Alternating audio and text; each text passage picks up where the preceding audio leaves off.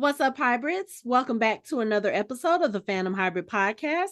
This is Hanako, and I am here with the OG group, Anthony, Michael, and Lori. It's been a minute. Yay! Factual. Nice to have you guys back. It's so good to be back. I know. Too bad you guys don't talk about Walking Dead and Outlander stuff. It's good. It's nice to be back. More. Wait, am I doing this right? Hold on. Wait, am I?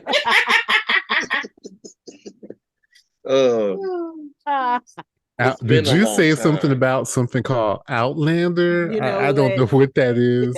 I'm sure you do, considering your wife is the other person who talks about that show with me. So I'm sure you know all about Outlander, but that's not what we're here to discuss today. We are actually going to talk about one of Mike's favorite subjects. We're going to be reviewing the film Dungeons and Dragons: Honor Among Thieves.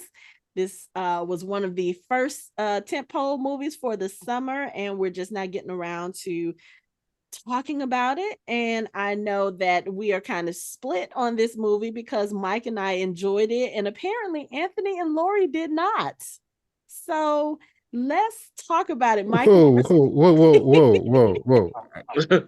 I didn't say I didn't enjoy it. Oh, okay. What did you say? I say it was all right. It seems like we go. I'm still trying to process. Wait a minute! It came out this year. Yeah. Yeah, it came out in May. Oh dear God! Really? Oh wow. Okay. Mike, go ahead. Tell us. You know what? It seems like we go through this. We go through this every year. Every time we do something and we talk about a movie or a TV show, we're like, Anthony's like, he's like, whoa! I didn't say that. I didn't say I didn't like it. We go through this every time. Okay, stop. Okay, so now, as somebody who actually is playing D&D right now, I'm actually playing tomorrow. Mm-hmm. I thoroughly enjoyed this movie. I thought that, and also as somebody who watched the 1980s Saturday morning Dungeons and Dragons cartoon, I thoroughly enjoyed this movie. I thought the action sequences were really good. I thought most of the characters were excellent. There were a couple I could have done without, but overall, I was impressed with Michelle Rodriguez actually being a barbarian. See, you starting to get into like the classes and everything. So it's like, I think my favorite was the tiefling druid. I thought her character I thought she did really good with her character. I love seeing how they handled the transformations that she did, especially when she was spying on the vault, when she had that whole chase sequence when she went from a fly to a mouse to a cat to that weird bird to a deer. I thought the way they handled that was outstanding. Like, that was perfect. I love Chris Pine's character. I love most of the characters. I even liked Bad Jinya, who was the red sorcerer in this movie. Mm-hmm. I was like, I didn't want to like her, but I was just like, okay, I get it. But yeah, it's still Jinya. I can't stay mad at her. It's Jinya. Like, damn. But yeah, overall, Hugh Grant was such a douchebag in this thing. I wanted to beat the fuck out of his ass. I was so mad when they got out of jail and went to visit him, and he turned that whole story around. I was like, ooh, you motherfucker. But all in all, I really enjoyed this movie. You know, as the bard that I am currently in the campaign that I'm in, I will sing its praises. I see what you did there. But yeah, I loved it. I really liked this movie. It was good. Okay. All right. I have. And look at the way Anthony is sitting back. Anthony is like, I have only a few things to say. I love D&D. I love Dungeons and Dragons. I love the original cartoon series. I love everything. I even subscribe still to this day to the Knights on the Dinner Table, which is the magazine which has the comics, plus it's got all the reviews of all the games and everything. Okay. So I'm a complete legitimate D&D person. This movie is still playing for some odd reason on my screen. It's still going on. I have never wanted to watch Forbidden, Cursed, Shadow and Bone, Letter to the King, Witcher, any type of Rings of Power, Lord of the Ring, Wheel of Time. I've never wanted to watch anything else but this movie. This movie is horrible. Drops mic. Sure. So you can't just say it was horrible and then I know, yeah. You gotta give reasons. You gotta give reasons. Bit of why it was horrible. Okay. First of all, the fact that it had Chris Pine, Michelle Rodriguez, and Hugh Grant, which should make it a good movie. The acting is horrible. The tricks are horrible. The whole thing is horrible. This is stupid. Wait, the what was horrible? It's childish. The fight scenes are like, it is the worst D&D thing that I've said. Look, the one with one of the Wayans brothers was a better movie than this movie, and I said what I said. Oh my God! Wow. What's wrong? Who hurt you? Point to the D&D. Point to the part of the D&D figure that hurt you. Like which one the part of figurine hurt you? This movie, good Lord, woman! It's unwatchable, and I'm so glad I didn't actually pay money for it. Oh my God! I said what I said. I'll leave. Fine. Okay. On top of that mic drop, Anthony, what did you think? I don't feel that strongly about it. I think I may fall somewhere in the middle. Like I'm not a D&D person. I'm just gonna say that up front. I'm a huge fantasy fan. Like fantasy is my thing. Lord of the Rings is my jam. That's my fandom. I talked about it before. The 1983 cartoon, was my favorite, one of my favorites. And it was fun. I'm gonna go ahead and say at the end, during the maze to see Eric and Sheila and Hank, running around. That was fun. That was cool. That was really fun. And Bobby, and Presto, yeah. My favorite character was the Count. Bridgerton fans, the Count. The Paladin. Yeah. Was my favorite character. Yeah, Jean Page. What's his name? Xenk. Yeah. Jean Page. Yes. Yeah. He's the Count. He'll always be the Count. Okay. He'll always be the Count. Yeah, he was good in this. Even though he wasn't in it that much, he was really good. Yeah. He was fantastic. He was perfect. He was when I think of a Paladin, like he was so perfect. Okay. Like walking in a straight line. my favorite, right. Unwavering. That's right. Unwavering, straight ahead. Straight ahead. And my favorite line is what is irony? Irony is the blade that hurts the wielder. No, irony is a blade that hurts the wielder most. Something I can't remember what you said. Yeah, it was great. I wrote it down, but for some strange reason, my iPad decided to restart. Poor Simon. Simon was just in there like, okay. Oh, irony is a blade that cuts the wielder most especially. I'm going to use that. That's fantastic. I thought the effects were great. I thought the writing was really good. I mean, considering all the things they were trying to do, it was like this blend of, because, I love a great heist movie. That's where Quantumania failed. Quantumania failed because it was supposed to be a heist movie and it was terrible. Okay. But like, this was like Guardians of the Galaxy meets Mission Impossible. Okay. It was great. Like, the plan changed. Like, nothing went exactly right, but they always had an adjustment they can make on the fly. That's what Ed was good for. That's what he did. Right. Ethan Hunt is the same way, know. Right. And just like Peter, like they have plans here, always working. Okay. So I mean, I give it credit for that. The writing was good. I had actually had Baldur's Gate, but I'd never played on PC, but I'd never played it. Because I don't know, I think I was playing Mass Effect or something, but I've always wanted to play the games. I just never got into it. I didn't read the novels, but I did read The Legend of Drizzt. I can't really say his name, and I think Simon's character was supposed to be that character. I think it was Simon, maybe someone else, but they swapped him out because of some controversy with the whatever. But I mean, as a fantasy person, it was fun. I mean, I really liked it. I'm into the quest, and it was a quest. We had it was a quest and a heist, which was kind of weird. But and side quests. And the side quest to get the helmet. That was like the perfect side quest. That was like one of the okay.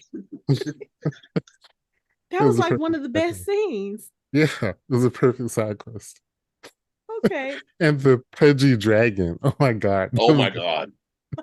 He was so adorable. I want a pudgy dragon. I mean, dragons are supposed to kind of represent gluttony, and it was like that. Gluttonous as you could get. Right. Oh my god, when they were running from it, he was rolling behind them like the boulder on Indiana Jones. No, the part where he was just sliding because he couldn't do nothing. So it was fun. I will give it that. It was fun, and yeah, it was fun. Okay. He was so just terrible, ridiculously terrible, yes, and disgusting, right. And the girl, she was so cute. Kira, I liked her. She was great, adorable. Yeah, she was great. Yeah. So I'm similar to Anthony. I'm not a D&D person. I don't even think I watched the cartoon when I was younger because it was probably on a different channel from the other cartoons I watched on Saturday mornings, but I don't know anything about D&D except for the fact that Mike plays it and my son plays it. That's really all I know. I don't know anything about characters. I see stuff here and there, but I'm not really familiar with it. So when this movie came out, when they started promoting this movie, I didn't think it was something I was going to go see because, again, it's not something I'm familiar with. So when I watched the first trailer and I saw, oh, it's actually going to be a comedy and not a serious fantasy, you know what I'm saying, and not drama. It's like, okay, this might be interesting. And then when I saw it, when I say I laughed the whole movie, it was just so much fun and it was so different from what I expected.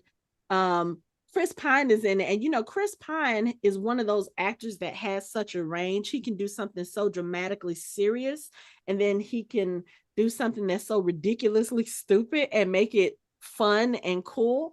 So I knew it was going to be a great movie comedy wise, and it didn't disappoint me in that way.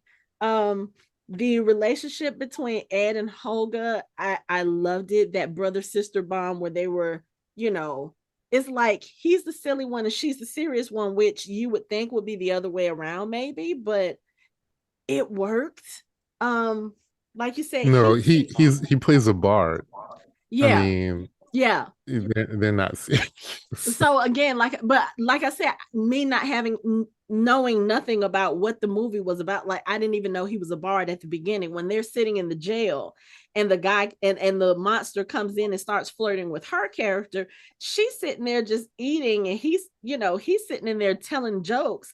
And I was like, oh, I see exactly where this is about to go. And of course, Michelle Rodriguez is the badass as she is in most of the movies that she's in. So it was fun watching that dynamic. Simon as the bumbling sorcerer, I thought he was cute, if not just slightly annoying with his lack of confidence. Doric, I liked her. It was interesting to see her change the way that they did the transitions, but it got on my nerves at one point because I was like, why are you changing to all these big animals when they're shooting at you? Change back into the fly and get the hell on. That was my complaint about her character.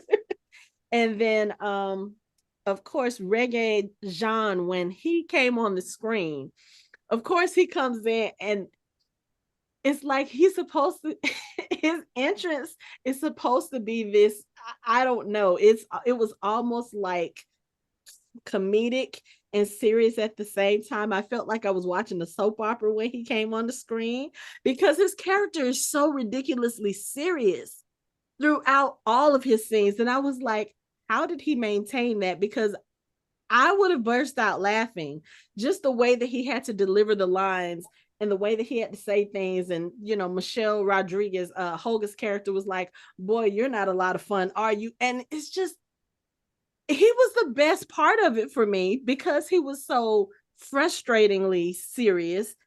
And But literal. then when he's confronted by the other, what are the bad guys called? The priest, is something with a T.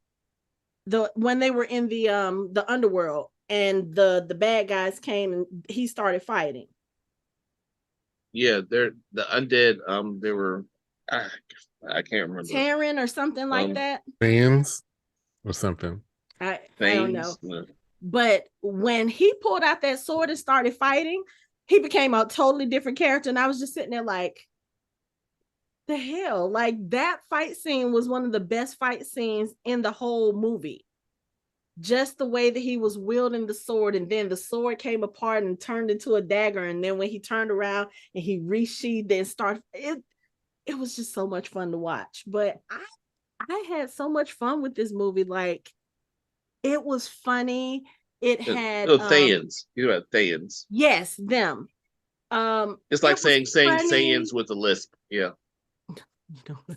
So yeah, you're trying to make fun of me.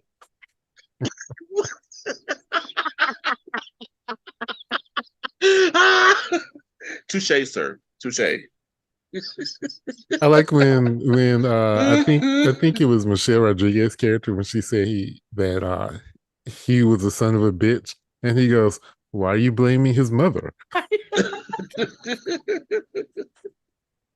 He does not speak. He does not deal in colloquialism. It was so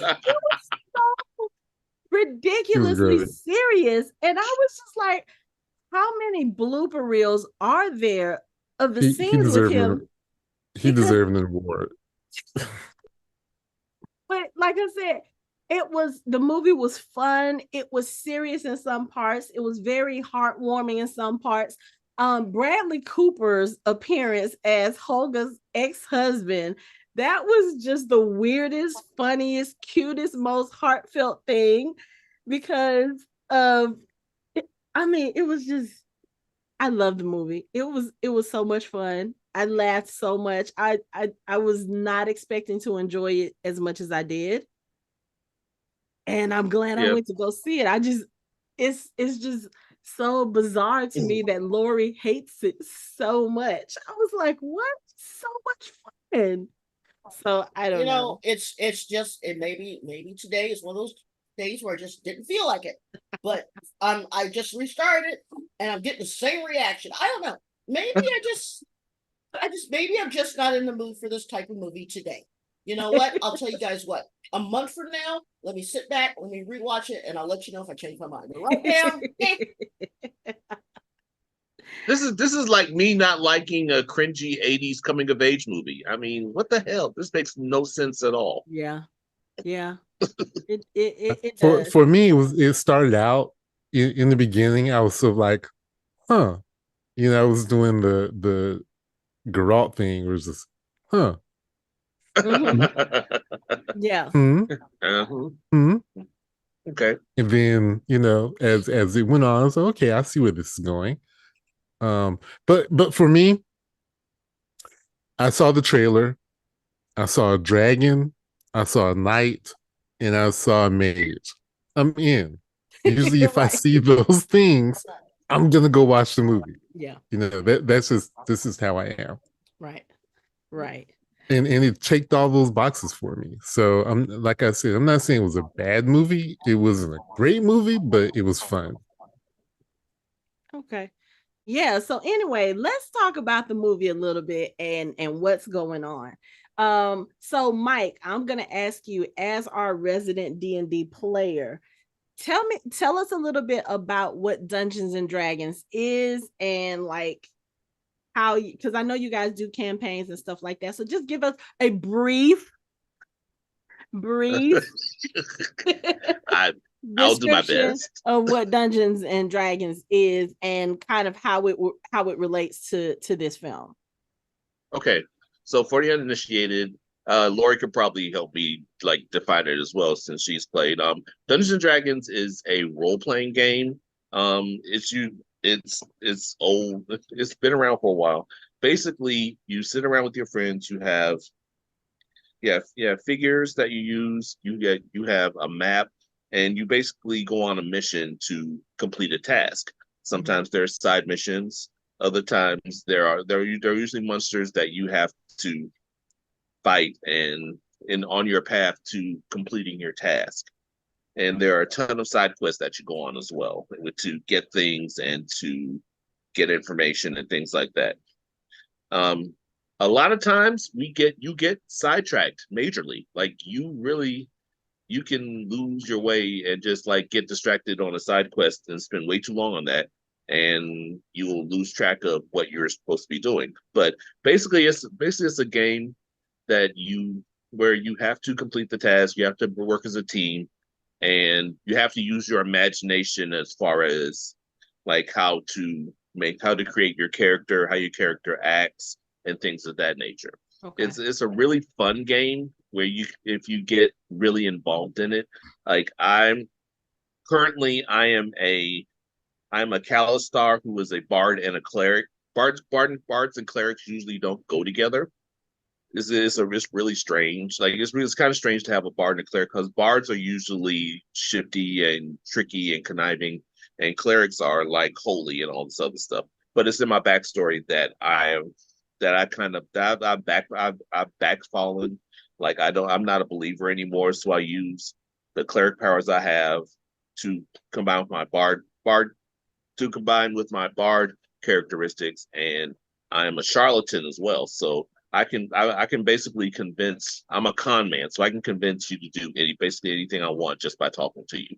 So you're basically Edgin in yeah, basically. Okay. It's just, so it's like I am blessed with the gift of gab. I'm a healer. I'm not that much. I'm a medium fighter, but basically I trick people out of their money and I heal. Like I'm the second in charge of a pyramid religious scheme that we're running right now as well. And we've taken like over 10,000 gold pieces from like 2 villages, and we have like 5,000 followers. So oh my God, I'm so horrified. So y'all are led by a con man, apparently. Okay. No, we're led by a bird paladin actually, who is his religion. He made the religion, and I convinced the people to follow it.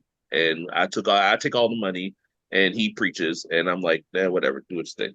But yeah, but it's like Dungeons and Dragons. This is a game like a lot of people who played it were called nerds and outcasts. Like a lot of people, it wasn't like a popular game for people to play. So like kids used to play it in the basement, their basements. The parents didn't understand it. They thought that it was a devil game because of all the characters, demons, and stuff like that. So there was a big backlash about it. They explored that in Stranger Things. Right. and now we own the internet. Okay.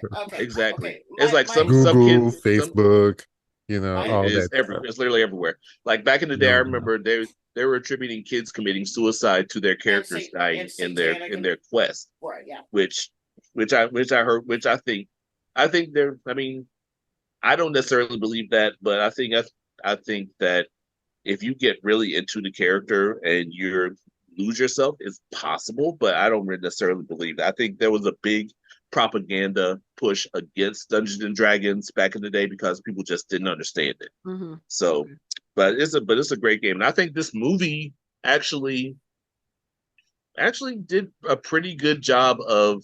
I could actually see the dungeon master trying to keep like everybody on task and things like that, and like I could hear him describing how the characters like Forge was acting. I could see him saying how Forge was acting, or how bad Genya was acting. I could see them like I could actually hear a dungeon master or GM or like game master trying like describing what's happening. So I think they did a good job in that respect. All right, Mike, love you, but let's give it for the lay people. I understood what you said, but everyone else probably was like, huh? All right. Back in the 1970s, there was this thing called tabletop gaming, and it was basically checkers, chess, operation, games of chance. And there was this guy in Indiana. His name was Gary Gygax. And between 1971 and 1975 and 76-ish, he and his friends sat around on a Saturday night and they said, we want to develop a tabletop game that we can incorporate fantasy, because they were all Tolkien nerds, okay? But we want to expand it out.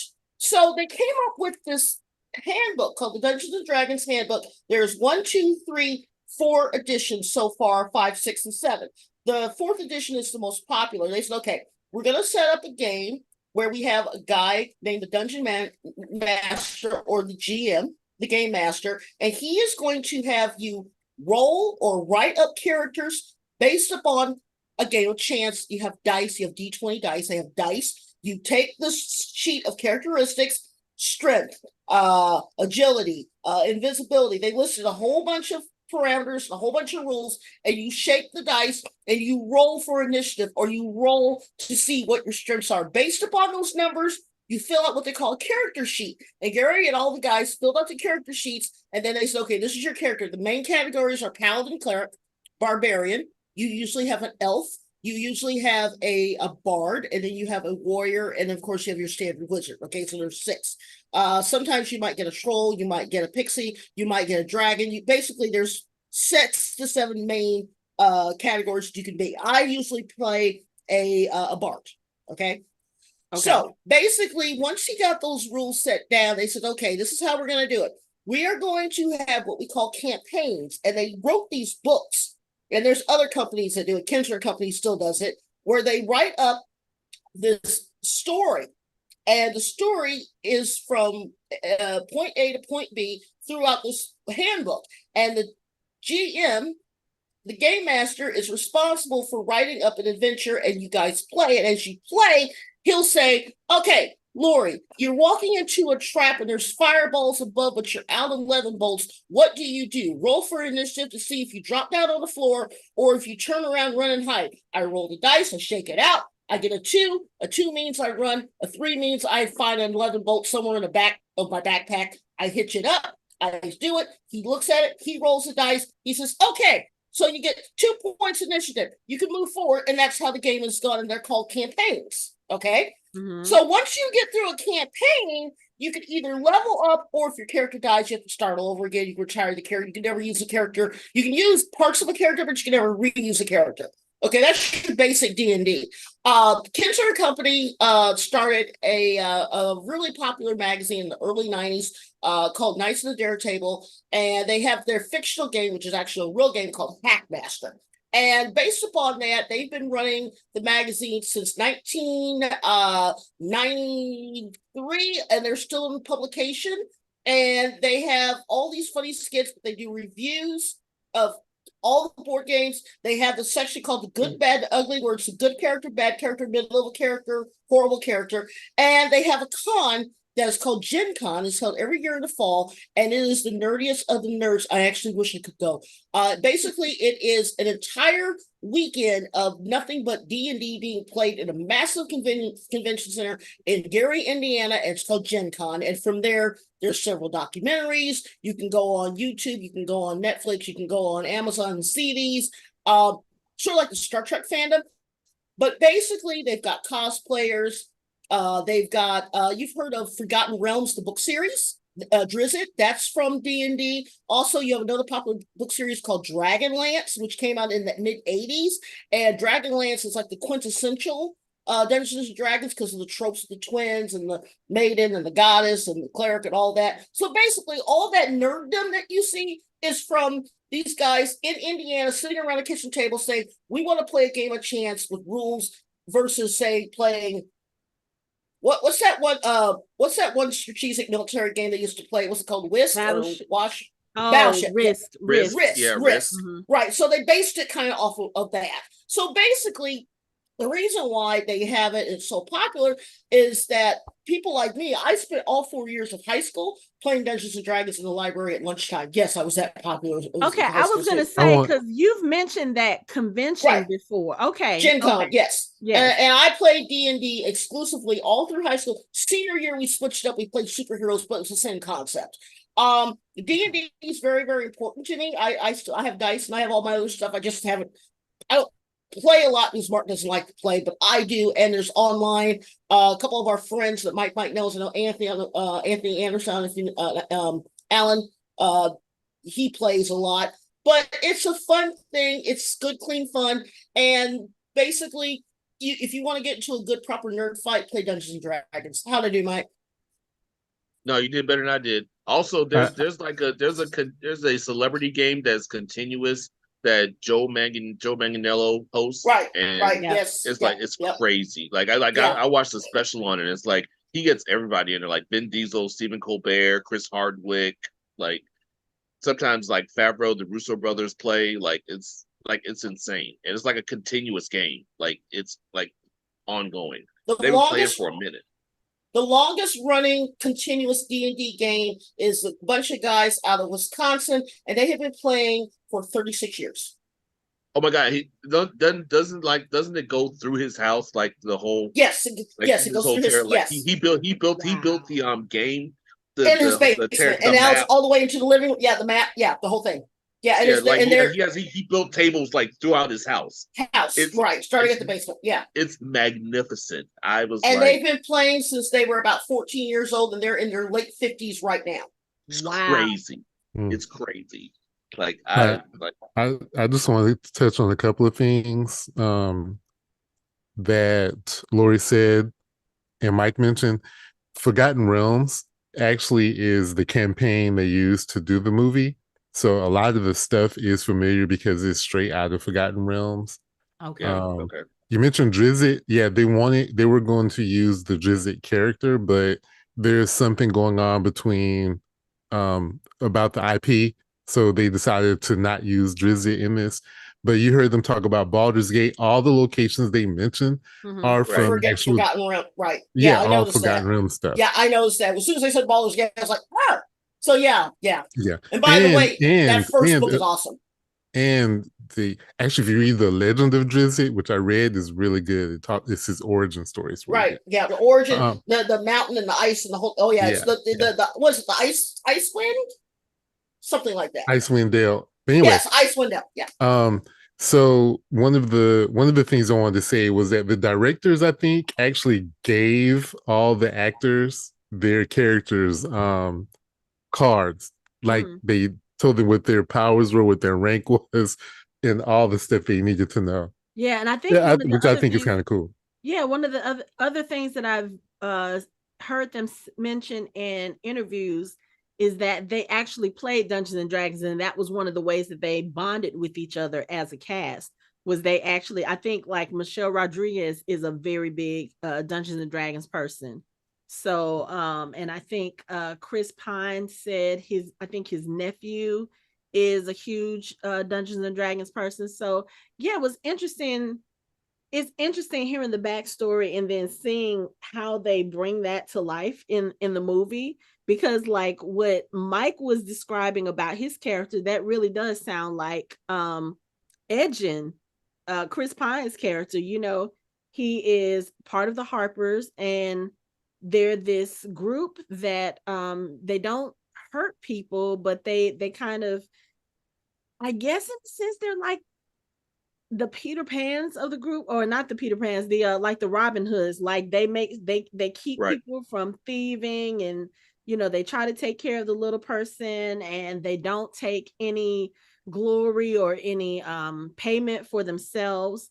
And this was part of the problem, I guess, that started with his character, because he was doing all of these good things, and he had this wife and this new baby, and he wasn't really able to take care of them the way that he felt that he should. So as all of this stuff is happening, he's also capturing these red priests, and there's one scene where they show him going by. He's escorting one of these red priests. They just arrested them, and he turns around and he's looking at a stack of gold that was over there, and they show him walk past, and immediately I was just like, he did something, he took something. This is going to be part of the problem. And what we find out is those red priests, again, the Than, they exacted their revenge by going to his village, and they attacked his wife, and his wife ends up dying. She hid the baby before she got attacked, so the baby was okay.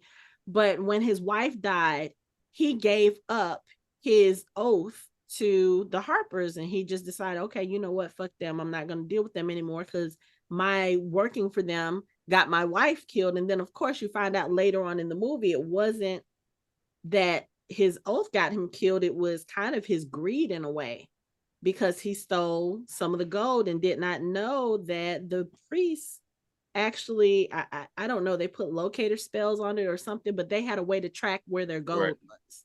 So, and that was how they found his house and his wife and everything. But it's interesting because when we first meet his character, he and Holga, Michelle Rodriguez's character, they are in prison. And what we find out when they go before their parole board, for lack of better words, is we find out what the backstory is. So after all of this stuff happened with his wife, he had to become a single father, and he admits he was not very good at it. You know, the one scene we've seen is of his baby sitting in a car seat or is sitting in a carriage on top of the bar while he's drinking himself into a stupor. And Michelle Rodriguez's character comes along the bar. She finds him, finds the baby. She takes them back to his house, and she basically starts taking care of them. And, you know, they mention she became important to us. She was like we were like brother and sister. They started doing these robberies together, and they took the baby along, so she became a thief as well. And it was years later, as they've gotten more people into their group, Simon and Forge, that they try to go and steal something. So there's a tablet of resurrection that Ed finds out about. And it's one of the things that's in this place that Forge tells them, hey, we can go and steal this treasure. We'll all be rich. We can split it. We'll be good. Now, in the midst of this, Forge introduces a sorceress by the name of Sofina, and it is Bad Genya, as Mike calls her, because it's Daisy Head, who we are familiar with from Shadow and Bone, one of the other shows that we talk about on the podcast. So she comes in and she immediately has this evil look. I'm like, yeah, something's not right about her. She's sketchy. Don't trust her. So they go to this place, and there's all these riches around, and Ed sees the tablet of resurrection, which he wants to take because he wants to use it to bring his wife back, so his wife and his daughter can be a family again. Well, when he takes the tablet off and he turns, there's like this little bitty string that's attached to it. At first I thought it was a spider web, but no, it was a booby trap.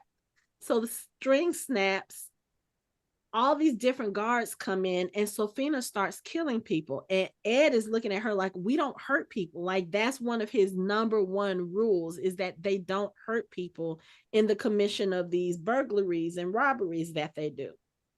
She kills some of the guards, and when more guards come, she throws out this time stop spell or time spell, and anybody who's caught in it literally freezes. They're stuck in time. So Holga gets stuck, and as Ed is trying to escape from it, he trips over something on the table, and it starts, capturing him. So he throws the tablet to Forge, and he, tells him to take care of Kira, his daughter. Forge says, I will, leaves. So this is how Ed and Holga end up in prison. Now, he's telling this whole tale to the board that's listening to him, because he's trying to stall, because he's waiting for a particular judge to come in. Yep. For whatever reason. Like, we don't know the reason. He's just like, yeah, he's going to help us get out. So I'm thinking it's a friend of his that he's counting on to be like, yes, we're going to pardon them. We're going to let them go. Now he's so entranced in his own story and trying to figure out how he's going to escape that he doesn't pay attention to the fact that the person who is leading the decisions is stamping his file green, as in, yes, we are pardoning you. Because at that moment, what's his name? Jordan, the guy who he's Jonathan. He's an Aarakocra, which is basically like a bird person. I mean, so he walks in the door.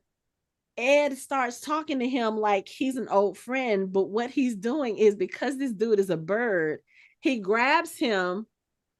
Holga starts fighting with the guards, and they push him out the window so they can escape. And the guy at the table was like, "But we were granting your pardon." Like you could have been out and scot-free and wouldn't have had any, like, literally his impatience led to some of everything else, because his whole thought is, I got to get back home to my daughter. They get back to his home. It's been cleared out. It's been clean for a couple of years, probably since they've been in jail. Real quick. That whole sequence where he's before the board and he's stalling, he's like, I really wish Jonathan were here because he would understand. The whole thing is just like a campaign. It's literally how it works. Like literally, like especially the part where he's like pushes him out the window and they were like, "But we were gonna free you." It's like that's spot on. That shit was spot on. I was like, I could see that happening, like definitely, because like as a player, you're trying to get everything done, and it's like, oh well, he's here. Okay, let's go get him. And they're like, "But we freed you," and it's like. So basically, you're telling me that y'all are impatient. Yeah, it's like we're impatient. We fight people. We kill people we shouldn't kill. It's like literally, it's like in our campaign, we killed a group of goblins, and our DM was like, but they weren't doing anything. And one of the guys was like, "Nah, kill them all." I was like, "Oh God!" Like, yeah, it happens like that a lot. Words. Yeah, it's like impatience is like a thing that happens a lot in campaigns. Yes, okay. Ma'am. Okay. Noted. And you don't want to know about NPs, so. Huh? You don't want to know about NPs. What is that? Those are non-playable people. Non-playable characters. NPCs. Oh, NPCs. Yeah, NPCs. Like the shopkeeper. Non-playable characters. Okay, like the shopkeeper that you is selling you some flint for wood. They accidentally or on purpose get killed, but they're sort of like, they don't count as a count for a dead. That you can have lots of fun with those type of people. Yeah, you basically rob every shopkeeper you try to shop. Like you buy stuff, then you basically try to rob them all the time. Right. Yeah, or the tavern wench, or those tons. You can get a lot of points that way too. So basically, it's a game of no morals too. Pretty much. Morals? What's that? No, I don't know what you're talking about. Gotcha. Okay. You basically get to do whatever you can't do in real life. It's like, you see somebody with gold, just hit him over there, try to fight him and take it from him. If you don't, you get your ass beat. You go back, like he'll go back, try again. Oh, okay. All right. So anyway, going back to the story, Ed and Holga, they figure out that Forge he's taken over like somebody's kingdom. He's now the new lord. And they're like, oh, okay, so that's where he is. That's probably where Kira is. Okay, let's go. Let him know that we're out. Let me go get my daughter. And they think that that's all they're going to do. Like, oh, we're going to go see an old friend. We're going to get my daughter. We're going to go and live our life. Yeah, not so much. So Forge welcomes them to his new castle. They get to see Kira. And it's so weird because Kira is more excited to see Holga than she is to see her father, which once you kind of see how things unravel, makes sense, because she's upset, first of all, because when they went on this mission, they didn't take her, and they used to take her on all of their missions. And, he told her, no, this is a little dangerous. We'll come back for you. And I think she said that you shouldn't go either. He's like, why are you going if it's right? And I mean, I feel like had she been there, then things might have happened differently, because Forge wouldn't have been able to just leave him the way that he did. But so she's a little upset because of course he got caught, he got arrested, he's been gone for 2 years and somebody else has been raising her. But Forge, when they sit there and they're talking and he's telling them about how he got to be in charge and all of this other stuff, it starts coming out that like Forge is not necessarily the friend that they thought he was. He brings Sofina out and both Ed and Holga are like, that's the person who got us caught. And he was like, no, she didn't get you caught. You're imagining things. But then it starts kind of unraveling that he kind of sort of planned all of this. He tells Kira the story that her father was there for the tablet of riches. And that was why he didn't come back. So Kira in this time has believed that her dad left her to go get this tablet that was going to make them richer, and that was more important to him than she was. And I was like, oh, I see what this motherfucker here. Because and the thing that really got me mad, like, yes, I know Kira is a child and I know that she's impressionable and she's been living with this dude for 2 years now. He's been feeding her these lies about her dad, which, your dad has been gone for 2 years. And when he comes back, he asks for the tablet. And you're just like, oh, so that's the reason why you came back. So I get her reasoning for being upset.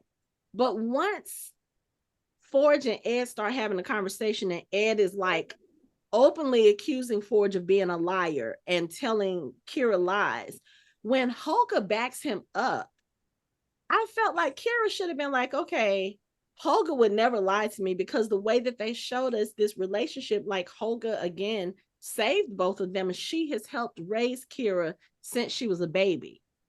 She is, for all intents and purposes, her surrogate mother or aunt, to be, more specific. So if you don't believe your dad, at least believe Holga. And Holga literally says, hey, he's telling you a lie.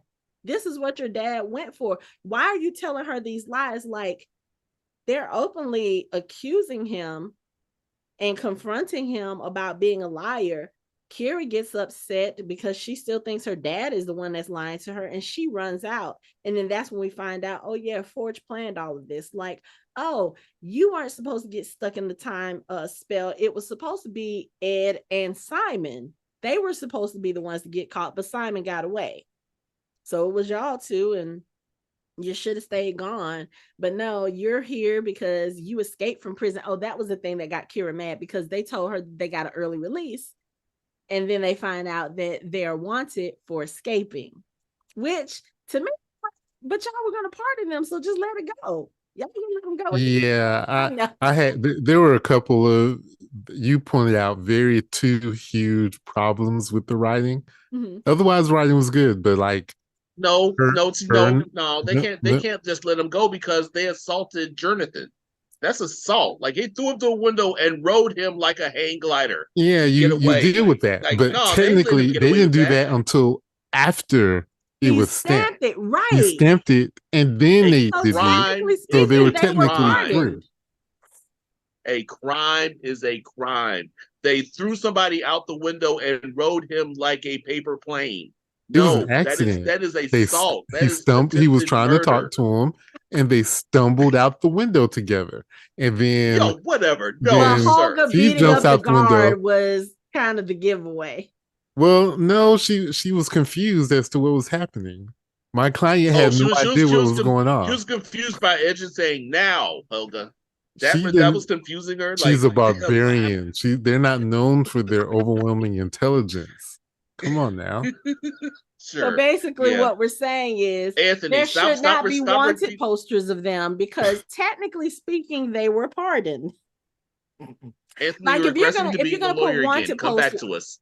No, like, if you're going to been wanted for assault, right? Not wanted for escape. Not for escape, because technically speaking, wanted is wanted. It doesn't matter. They committed a crime. It does matter. If they use me as a hang glider, I'm pressing charges too. I don't care. Right, and then they have a day in court. What kind of confusion it is? If you're hanging by my feet, they were free trying to people. get out of prison, I'm going like this, like trying to save my own life. Nah, you going to jail, sir. No, They were man, both free. y'all. They Nah, were free. it's not how that works. It is Oh, how I that works. refuse. No, you're regressing back to being a lawyer. Come back to us. Come on back. Come on back this way. Come on back. So anyway, that was almost a good defense, but no, that's assault. I'm sorry, sir. So anyway, after this whole thing happens and they find out that Forge lied and planned all of this, of course they get mad and they figure they're going to try to attack him, which I don't understand why they would try to do when he has his sorceress standing behind him. But emotions, heat of the moment, that sort of thing. They get stuck in the floor because she has created like this little quicksand trap thing in the floor, and Forge tells one of his guards, hey, send them back to prison. Now, Sofina tells the guard, kill them both.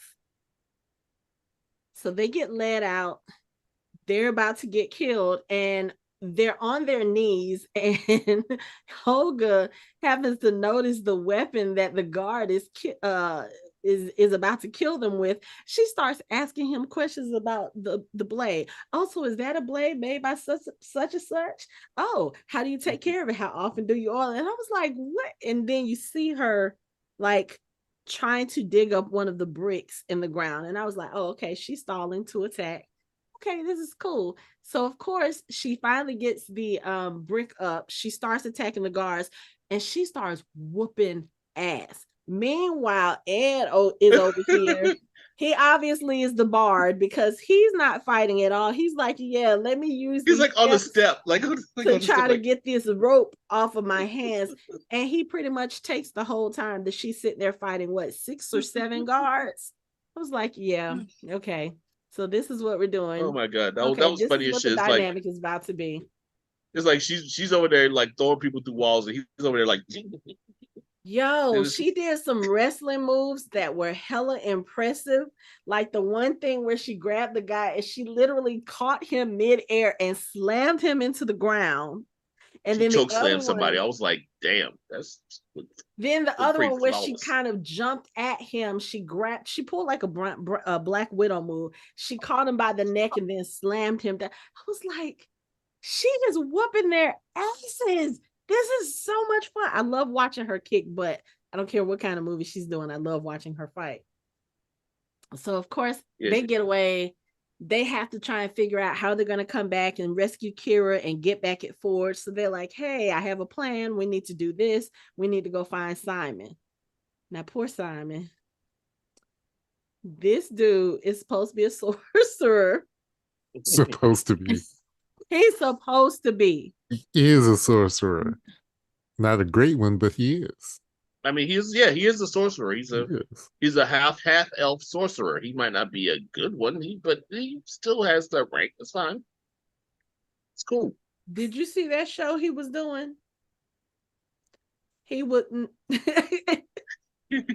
but it was for a reason. But it was y'all can't see their faces. They are over here cracking up when I said, "Did you see the show he was doing?" Because anybody who attended that show would not say that dude was a sorcerer. What was it the woman said when he was trying to do my 5-year-old can do that? She's like, my 5-year-old can do that trick. But he was doing it for a reason. Yeah, he was. I mean, you see, he would have gotten away with it too if he hadn't seen Holga and Eddie. It's like if he wouldn't have seen them because he already had everything rolling in the ball. He was like, "Oh shit, there we go." Well, he's really good. He just doesn't know his own strength. He literally changed the orientation of the room. Yes, that was impressive, but that was accidental magic. But you know what? I will say this too. And this is something that we find out throughout the course of the movie, especially there's like one time when Ed is talking to him, trying to encourage him. He was like, look, basically you're at your strongest when you think you're at your weakest. So it's like every time that he's making the worst mistake or every time someone's about to kill him or about to hurt him, that's when his magic is the best, which makes sense because a lot of times you are able to do things that you think you couldn't do when your life is in danger, when your life depends on it. So that makes sense. But in the beginning, like, I can't remember the last time I've seen a character with so much low self-esteem, with someone who thinks so lowly of himself. Like, he took self-deprecating to an Edward Cullen level. And I was just like, that takes some effort. Right.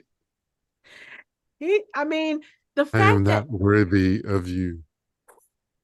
I mean, the fact that Doric, the what did you call her? She's a tiefling elf? She's a tiefling druid. A tiefling druid. Okay. Yeah. So this is a person that he has tried to date before, and she would not go out on a second date with him because she was like, he's depressing because he has no self-esteem. And she was just like, no, you make me sad. Like, to the point where when they met up again, she didn't even she didn't even know who he was. He was like, hey, it's me, Simon. And she was like, who are you? He was like, I courted you once. You told me that I made you sad. And she was like, oh yeah. Oh, right. Yeah. I felt his pain. I was like, that was me. That was me, like in high school, going up to college. I was like, oh damn, that looks so familiar. I had to pause the movie and like wipe my eyes for a bit. I was like, memory. Okay, I'm sorry. Emotional damage. See, I would call Mike a liar because I remember one particular girlfriend he had in high school, and I don't remember it being like that. So. I was a senior. She was a sophomore. Proceed. So you saying before I get in trouble, I do not know the statute of limitations on these things. Proceed. So you just saying that was for clout. You use what you have. You use the things, the tools that you have in your bag. You use what you have. Besides, I think she might have been a junior. I don't know. I can't remember. But anyway, as we were saying, I just can't.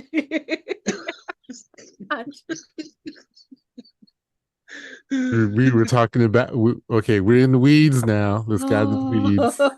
Hey, I told you this is where I like to be. So y'all on your own. Ooh. Okay, so yeah, okay. So Simon is in the middle of a show, and we find out that he's doing this bad magic to rob his audience of their little trinkets. And of course, like pay the bills. What bills? He said he was going to sleep in the theater. It's not like he had rent to pay. I mean, where did he think all those people were going to come back to when they couldn't find their stuff? Right. Well, I mean, anyway. I would imagine that he thought he would have moved on by then. But yeah, if he was going to sleep in the theater that night, they would have come back and been like, yo, so we're missing some stuff. But anyway, once the townspeople realize that he's trying to steal them, of course they try to attack him, they try to beat him up. And this is again when his magic starts working in weird ways. Like he's trying to throw up a shield and he ends up, like you said, changing the gravity of the room so that everybody is now on the ceiling, and they're still trying to come at him, trying to get him, which was weird to watch because they're walking towards him, but they're upside down, but it's not, it was weird to look at. I was getting a headache. I was like, what is happening here? And then he changes the gravity again. They're on the ground and he does something and shoots himself in the air. He just happens to land right in Holga's arms and they take off. So that was a lucky roll of the dice. Exactly. A lucky roll of Simon. That was a nat 20. That's what it's called, a nat 20. Well, okay, so what is a nat 20? Okay, so in terms of that, you usually roll a d20. This is a 20-sided die. That's what you roll for initiative, and that's what you roll for like battle and things of that nature. The higher the number, the more likely you are to succeed. The lower the number, the more likely you are to fail. It's from 1 to 20. A nat 20 is like if you roll it and it comes up 20 naturally instead of like if you have a like if you roll like say you're rolling for agility, sometimes you'll have a +5 amplifier on that. So if you roll a 15, it's 15 + 5. Okay. Okay. So a nat 20 means you don't need an amplifier to hit it. You just roll straight literally out. just roll it and it lands there. Correct. And that means that you basically succeed on whatever you're trying to do. Okay. And you succeed like very well. Okay. Conversely, if you roll a 1, that's a crit fail, which means it's going completely to shit. It's a good chance you're going to get hurt badly or die. Okay. From what you try, like if you're trying to walk down steps and you roll a 1 and crit fail, you're breaking your neck. Probably you're breaking something. Okay. But if you roll a nat 20, you'll probably be able to jump and glide down the steps somehow. Oh, so kind of like Simon did down that roof. Yeah, so basically him falling out of the sky is him rolling a nat 20, hitting it, rolling, and landing in Holga's arms is a nat 20. Okay. Yeah. Got it. Okay, so Simon just had the D20 luck, right? That's basically what it is. Okay. Yeah, D20 roll. He had a nat 20 to fall into Holga's arms. Okay. So once these three are back together, now they figure out, okay, they can get on their forge bashing. Simon is like, yeah, I could have told you guys that he was trash, but they're trying to figure out what they're going to do in order to get Kira back and to kind of, I guess, expose Forge for the fraud that he is, because at this point they're all figuring, okay, he probably used some sketchy means to get into the position that he's in, including the fact that Simon says there's a rumor that Sofina was the one who got the Lord of Nethermore, that she was the one that made him sick so that Forge could take over and rule in his place. So they're trying to figure out what's going on. Like, okay, so why would Forge be working? Like, what is his end game? They can't quite figure it out yet, but they do realize that they need to stop him. And so one of the things that they're trying to figure out is how they're going to get back in the castle. Oh, okay. Well, we can get somebody who nobody would be expecting, who can get in disguise. And that's when the topic of Doric comes up. So we meet Doric because Simon takes them to where the druids live. And one of them is about to be executed because she dared to speak out against Forge. So they're sitting there looking at her and they're like, well, this Doric person is not going to be able to help us if she's dead. And he's like, oh, that's not Doric. So you see this horse all of a sudden turn into what was it called? An owl? Owl bear. Owl bear. Okay. Turns into this half owl, half bear type animal and starts attacking all of the soldiers that are about to kill this druid. She turns back into herself. She saves the druid and they go into their home in the trees. And so we find out a little bit about her backstory. She was born to human parents who didn't want her because she was what she is. Mm-hmm. So she moved in with the elves. She's been helping to take care of them. And then when you look out of the not window, but out of the opening where she is, you can see the whole of the forest. And you see a lot of green, but you also see where a lot of the land has been destroyed. Like a lot of the trees have been torn down. And it's basically Forge who has, he has labeled the elves as enemies because they spoke out or questioned how he came into power. So of course, instead of answering these questions, he's declared them, oh, they're enemies, so we're going to destroy them. Typical stuff that we see. So once she realizes that they are planning to bring him down, she reluctantly tags along with them because they're like, yeah, we're going to go kill him and that'll help save your people. Okay, we're going to go on this mission. What do we need to do? There's this helmet that they talk about, right? The helmet of, what was it? Well, no, wait, you're skipping the part where they needed her because she does wild form to spy on Forge and figure out how he was holding everything and figure out what's going on. This is why I need the movie playing in the background and it won't load on my TV screen. But yes, that is what they need her for. They try to get her into the castle to figure out what's going on, blah, blah, blah. So she enters while Forge is he's basically courting two rich dudes, trying to convince them to donate some of their goods and riches for this tournament that they're going to be having, that they're reinstating, that used to be a popular thing. They stopped it because they said it was a barbaric practice. So Sofina is there with him. And I guess because she's a sorcerer and she can sense that kind of magic, she realizes there's a spy in the room. Now, Doric, at that moment, she is a fly. Then she has to change into different forms to try to escape. So she changes from a fly to a mouse. She changes back to a human and hides in a suit of armor. And then right before her head is cut off on that suit of armor, she changes back into a rat. Then she changes into a bird, a hawk. Then she changes into a cat. So she changes into all of these little things. And my question was, when they started shooting at her when she was a hawk and she's sitting there twirling and trying to avoid the arrows, why didn't she just turn back into a fly? It's not like they're going to hit a fly with the arrow. She would have gotten away. Like, wild form is one of those things. Okay, Lori might need to correct me, but if I'm not mistaken, wild form is like a roll of dice. A roll of the dice basically determines. I think when you roll the dice, it determines what form you take, or if you say it like the roll of dice determines how long you're on it. I've never been a wild form, so I'm not sure how that goes.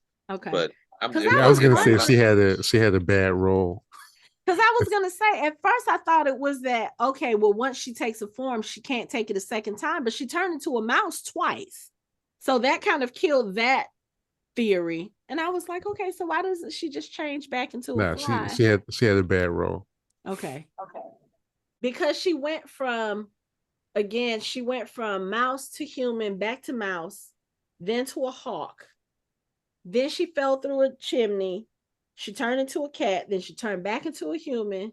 She walked outside, and that's when she saw Sofina coming on horse with some of the guards.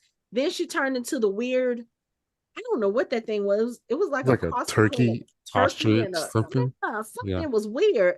But Sofina could tell that she was there.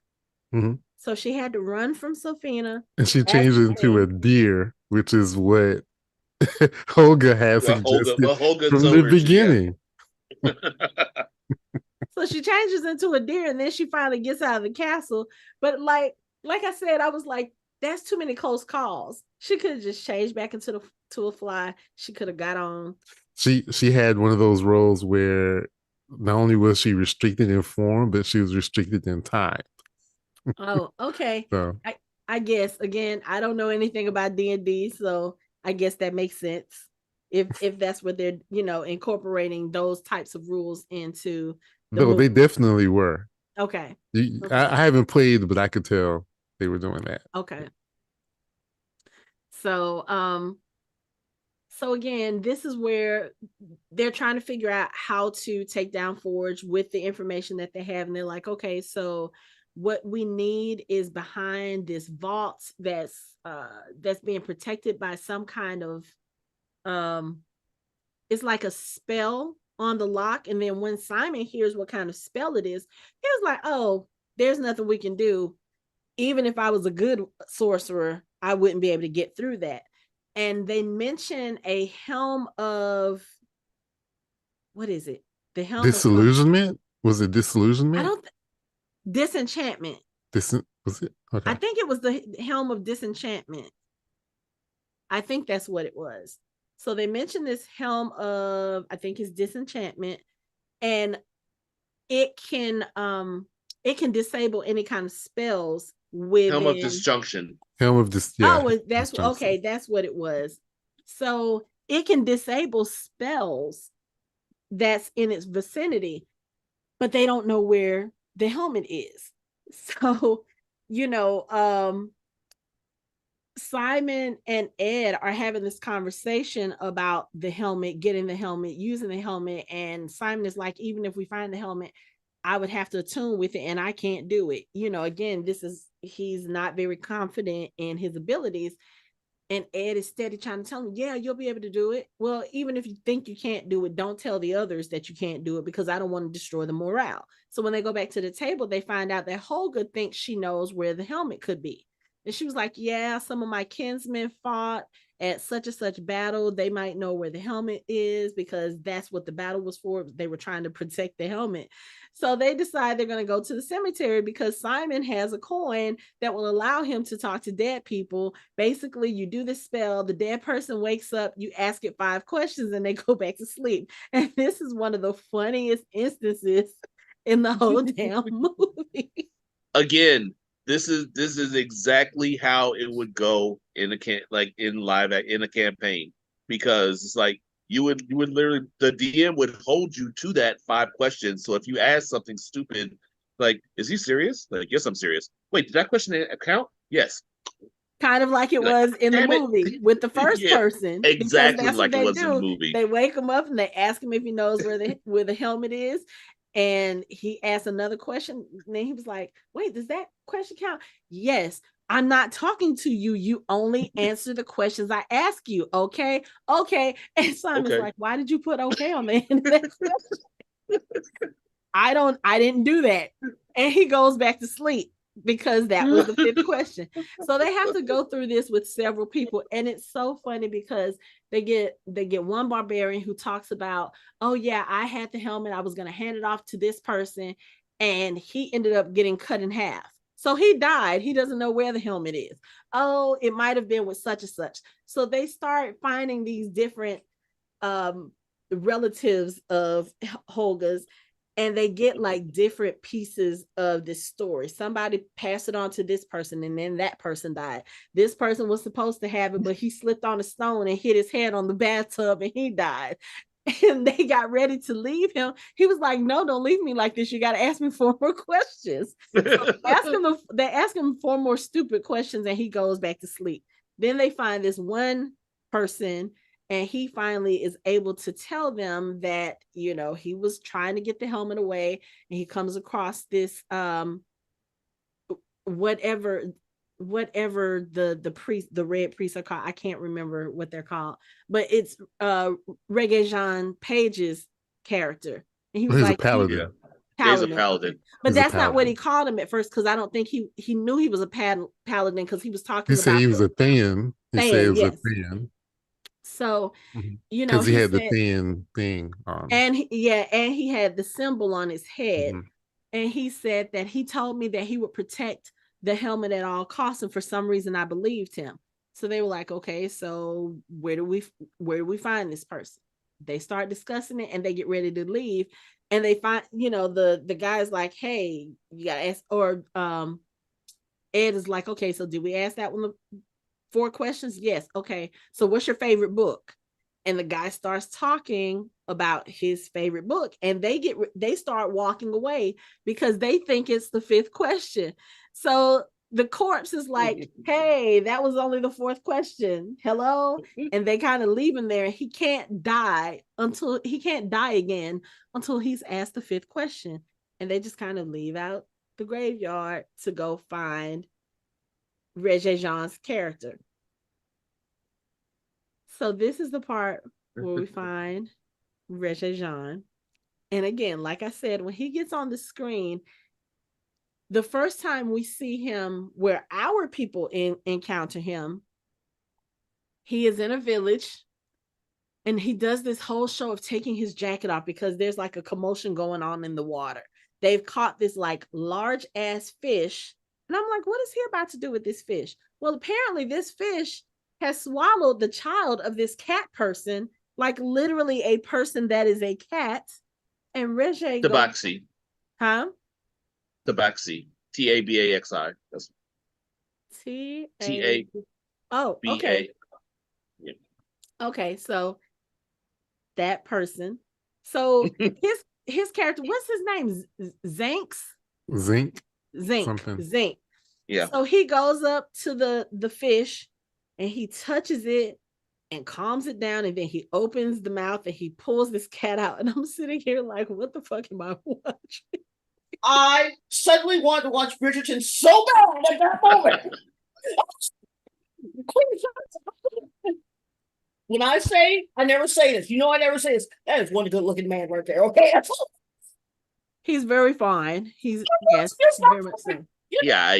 But it also made the introduction of his character again so ridiculous because he comes in and he's so serious and he takes off his jacket and his shirt is only halfway done up. So you see a little bit of chest, and it was very like Fabio Hallmark type thing when you see him. But that fits paladins though. That fits paladins because paladins are like God's gift to like being a knight. True. They're God. They're like God blessed knights that come in and they're above reproach. They can do no wrong. They're like every woman wants them. Every man wants to be them, but they're devoted to God. He definitely was given that air. He was definitely given BDE in this role. And they have a tendency to fall in love with the worst people ever. Yeah. I don't know if that's he played that role very well. He really did. Yeah, but paladins have the worst luck when it comes to love. But paladins also have a really bad habit of sacrificing themselves for the greater good, only to realize later on during a campaign that maybe they could have sacrificed half themselves and saved everyone else some grief. Well, this dude didn't have to sacrifice nothing, because when I say he came in with that energy and he kept it the entire time he was on screen. Like nothing rattled him, nothing scared him, nothing shook him from the core of who his character was. Like we said, he was very serious the whole time. They were trying to make jokes with him and the jokes were going way over his head because he doesn't deal in sarcasm. He doesn't deal in, he doesn't. He's basically a handsome knight version of Drax. It's like, yeah, you could say that, but Drax at a point learned how to have a sense of humor. It was an off. Well, that took time, though. That took time. Yeah, that's true. So they go to him and they find out, they're like, "Hey, we need this helm. This is our mission. This is what we want to try to do it for." So he takes them and he gives them a little bit of background about what the Red Thanes did. And there is this, I guess you can call him the big bad. And I'm not even going to try to remember his name. It was some weird name. Sastam. There you go. Something like that. Yes, it's spelled weird. The Red Wizards. So this is the other thing I'm going to say.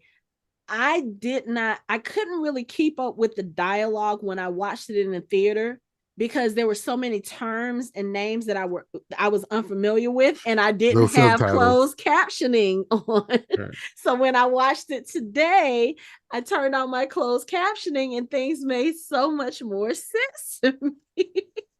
Well, you got to look at it like this too. Oh my God, am I at that age? It's like even when you create characters in Dungeons and Dragons, you try not to name them anything like normal, like Bob or Mike. You try to give them like very exotic sounding names. Like my character's named Sardi Sinclave. It's a really like odd kind of. Leave me alone. That's my character. Okay, stop it. I ain't saying nothing. Okay. But it's like you want to give them a unique name. So it's like there are a lot of really strange names. It's like a lot of them like Anthony would get it because a lot of them are taken from books like The Hobbit or a lot of fantasy books. Like they take those names and kind of switch them around. So you're gonna get a lot of strange names where you're gonna be like, huh? Okay. Sure. Like you. Yeah. That just makes it easier. I mean, that just makes it harder for me to talk about because I was too busy watching the movie to try and take notes, thinking, oh, I'm going to be watching it in the background while I'm recording. And of course, Paramount Plus is not working right now on my TV. So, okay. They had back in the day, back in the early 80s to the mid 80s, they did have a huge discussion because a lot of them were taking names from Sharnia and Tolkien, like Oakenshield and stuff like that. And they got in trouble because there was threats of lawsuits because they were saying these names that you're using for the characters are too similar to what's canon. So that's where you started getting all these weird names coming from. Yeah. So that was part of the whole thing. Nobody wanted to get sued. Right. Well, I mean, I understand that. Especially since I know with most fantasy, they do take influence from other big fantasy works. So yeah, I can understand that. But so anyway, Sass Tam is this guy who, like all other villains, wants to take over the world. And what he does is he betrays the other. I don't know what you call him. Again, I'm not a Dungeons and Dragons person. Mike, you explain this part, because you know the terms. Not really. You It's know. I mean, like he's basically if you want to look at it a certain way, he kind of reminded me of Emperor Snoke in the last three Star Wars. Okay. Like that kind of character. That's kind of what he was. Like he's kind of in the background, and he has people like Sylvie, like Sophie has her Sofina. go out. Sofina has Mm-hmm. Sofina go out and do his bidding like Kylo Ren. Like Sofina's basically Kylo Ren. Yeah. Essentially. Like but basically, he was the one that was in the background first, and they were at some gathering where they had all the townspeople.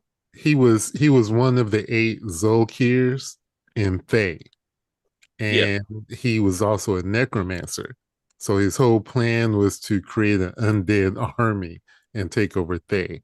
Which so he used the red horn, that they he turned on them and turned them all into zombies. Yep, basically. Yeah. And unfortunately, Xenk's parents were in that crowd with him, and it's almost like it was this red cloud that was the mist, kind of engulfing or mist. Yeah. What I don't know. It looked like clouds to me, but it was this red fog that basically was, engulfing all of the people. And as it did, it was almost sudden how it was changing them. And he was a kid running with his parents. His mother fell behind. His father fell behind trying to help her. And then all of a sudden, like, he stopped and kind of backed up, and his parents had already turned and they tried to grab him and pull him in. Now he was able to pull away from them, but because that red mist cloud, whatever you want to call it, touched him a little bit, it did change him a little bit. But that was the moment where he was like, yeah, y'all some fuck boys. I don't want to have nothing to do with you. And that's when he kind of changed his life and started helping people, whatever. It was called the Beckoning Death. The Beckoning Death. Yes, that's what it was. I was trying to remember. I was like, I know it was something like reckoning, but I didn't feel like reckoning was the right word. Okay. So he tells them where the helm is and that he's going to have to lead them to it. They have to go into this underworld. And I was like, oh, okay, this is where things are about to get interesting. Okay, so we have to go back again, because we have to talk about Holga's ex. I don't think we've gotten to him yet. We talked about him briefly.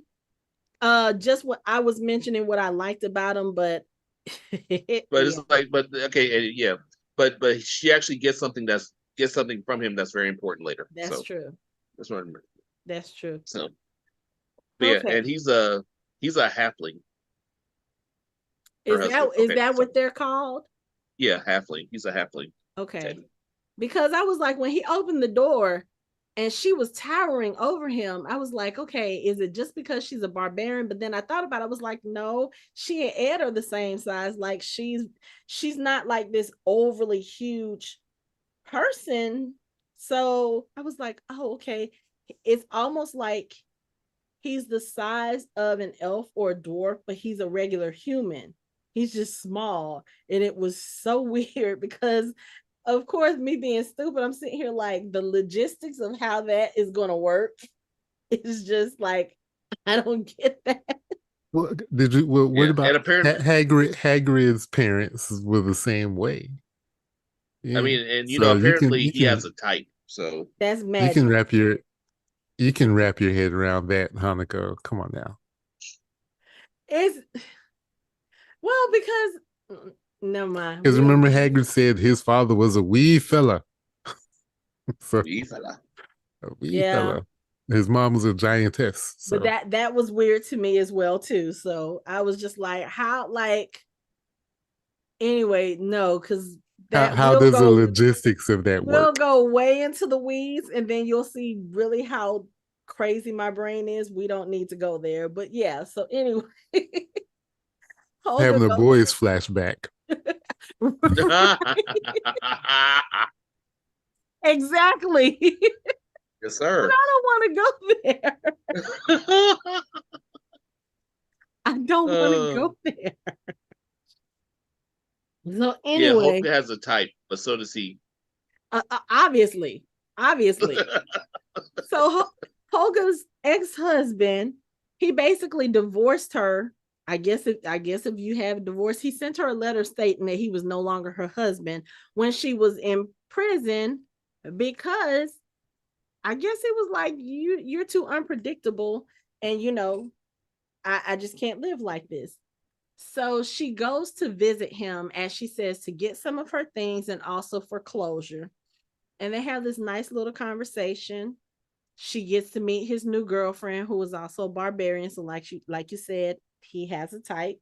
And apparently they do too. I don't know. But I mean, Holga was disowned by her clan because she wanted to be with him. So I don't know. Was the other, what was her name? Gwen? Was she disowned too? I don't know. But anyway, they're sitting there talking, and they do have their closure, but she mentions a walking stick that she had given him, and he tells her that she can have it back. So this walking stick, turns out, is not just any regular walking stick. It's actually a magic staff called a hither tither. I was like, y'all couldn't come up with a better name than that. Hither, thither. I'm not about to try and say it like that. My mouth doesn't work that way. It's just too. That's actually fairly common in D&D, where they give weird names like that. That's sort of like commonplace. That's a trope. That's like a tongue twister. Yeah. Hither thither. It's a tongue twister. Hither thither.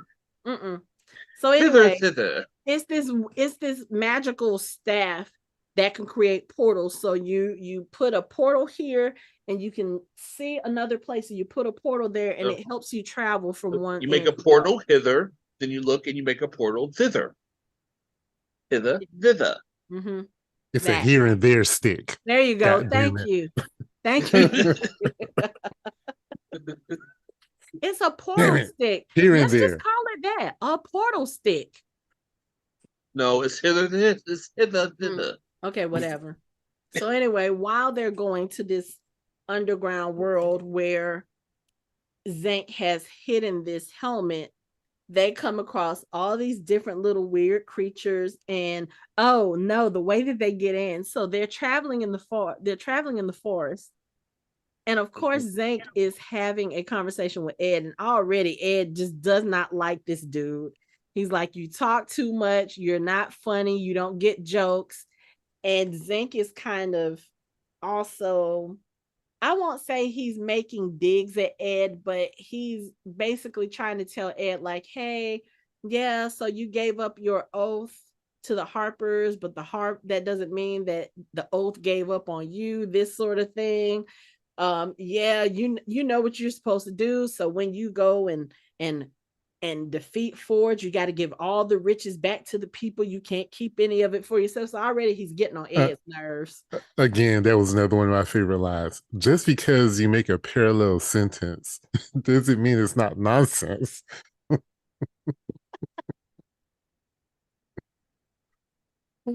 He was great. He was. I told you I like his character, but it's so funny. And he says, "Oh, we're going to go in through the orifice." Like, right? What? And Ed is like, the orifice, and he ties a rope to like a tree, and he was like, "Yeah, it's the quickest way in." And he just falls backwards into the crowd. And he does all this so seriously, like there's no smile on his face, there's no joking about him. He's so serious, which makes it so ridiculous, but it also makes so much sense for his character. Because in any other movie, This character would have gotten on my nerves by now for having no sense of humor. Right. But he's so pretty to look at. Don't shake your head at me, Mike.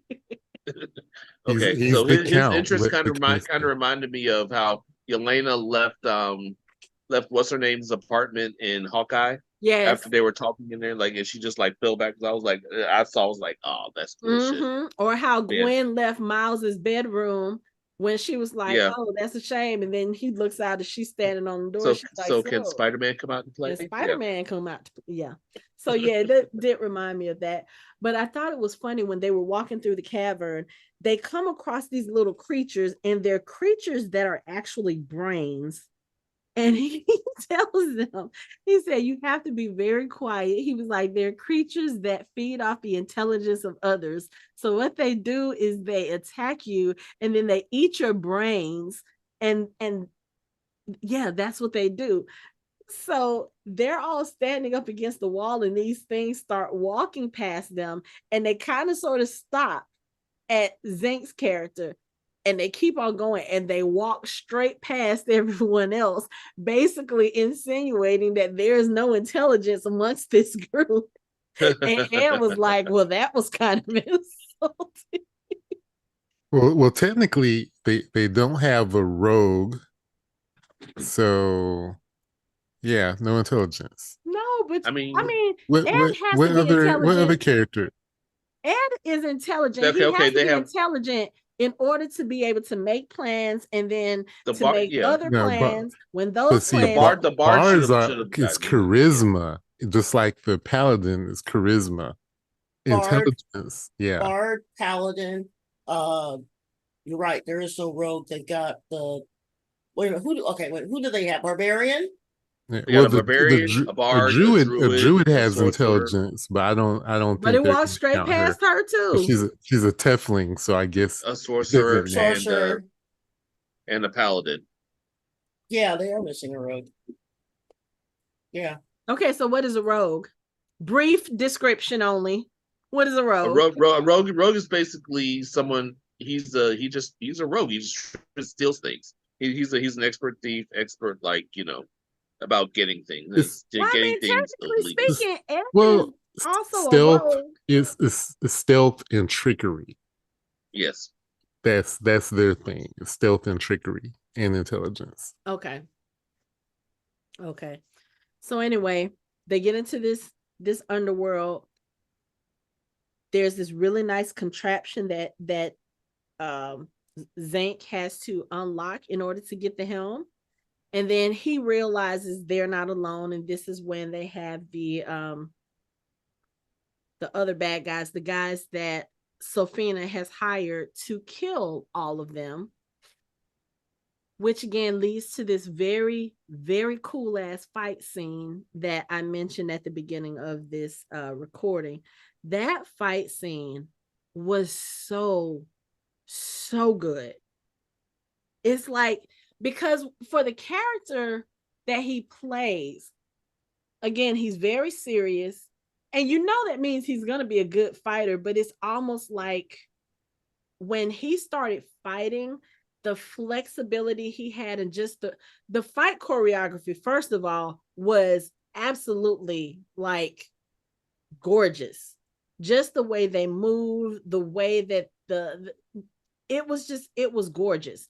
But it almost was like he changed into a completely different character, because it's like he's serious and everything when he's with the other people, but when he's fighting, you could tell that was kind of where he was most comfortable.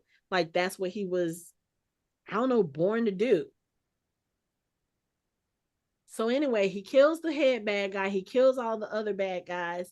And this is when they're like, okay, so we're good. And he was like, no, it's easy to kill something that's already dead. But of course, they're already dead. They get up, they start chasing after them. That's when we get the fat dragon. He's so cute. Oh my God, he's so fluffy. I want to squeeze him. That doggone dragon. Because when he first came out, I was like, I know they said dragon, but I thought it was a different type of monster. And then once he breaks out of the cave and he starts sliding down on his belly and you see his wings, I was like, oh, that is a dragon. But he looked like, I'm trying to think. I don't even know if there's an equivalent of, I don't know. Puff the Magic Dragon? I don't know. He was so big. He wasn't, I mean, I'm just saying, he looked like I have a very clear image of a cartoon dragon in my head. He looks like a pug version of a dragon. He's basically like a pug dragon. Okay. Yes. There you go. I mean, I can't think of any other way to describe it. I know what you're thinking of too, and I can't think of it either. But I've seen right there in a dragon that my looks head. like that. Yes. Yeah. But anyway, so this thing eats all of the bad guys, which y'all should have known something dangerous was there because you literally were running up the bones of people.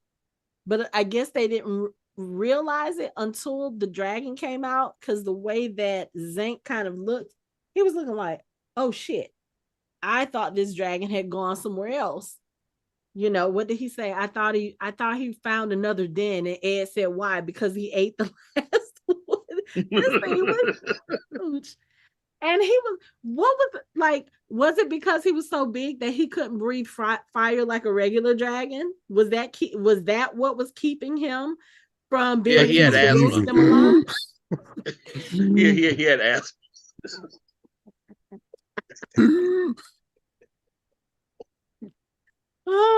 Okay, we're not here to fat shame the dragon. I'm not fat. Hey, I'm not fat shaming. I got asthma myself, and I'm fat. So look, I'm just saying. But no, I'm just laughing at the fact that we're talking about a dragon with asthma in the first place. That just okay. So, but it's like most dragons don't like breathe out and out fire. It's like they need something to ignite whatever they're spitting, whatever aerosol they're breathing out. It's like if they're whatever their spittle is flammable, they need something to ignite it in order to breathe fire. Like you see that in a lot of dragons. Except for the acid ones. Except for acid ones, right. Acid ones and slime. There's all different kinds. Yeah. It's like, but ones that breathe fire need something to ignite their spittle. I'm just saying, I've never seen Daenerys's dragons need an accelerant. So it's not from his inhaler though, is it?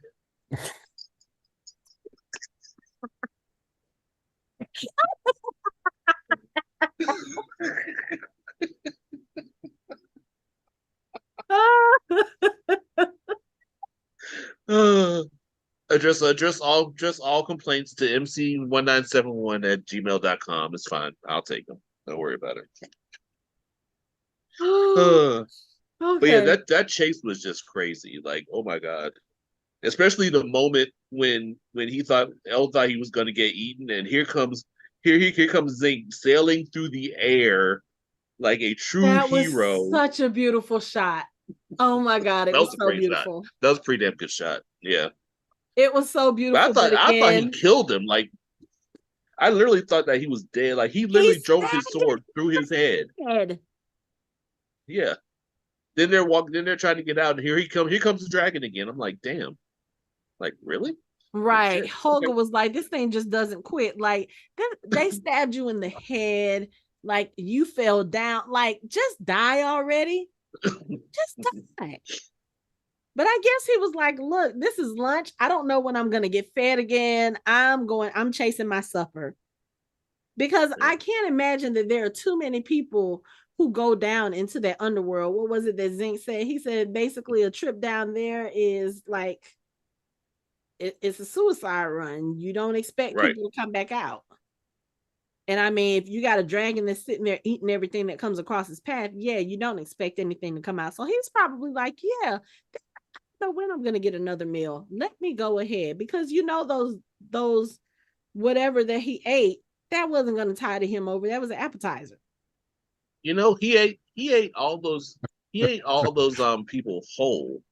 And it's like we saw skeletons all around. Like, so he doesn't nibble on everybody. So how'd the skeletons get there? He probably shat them out.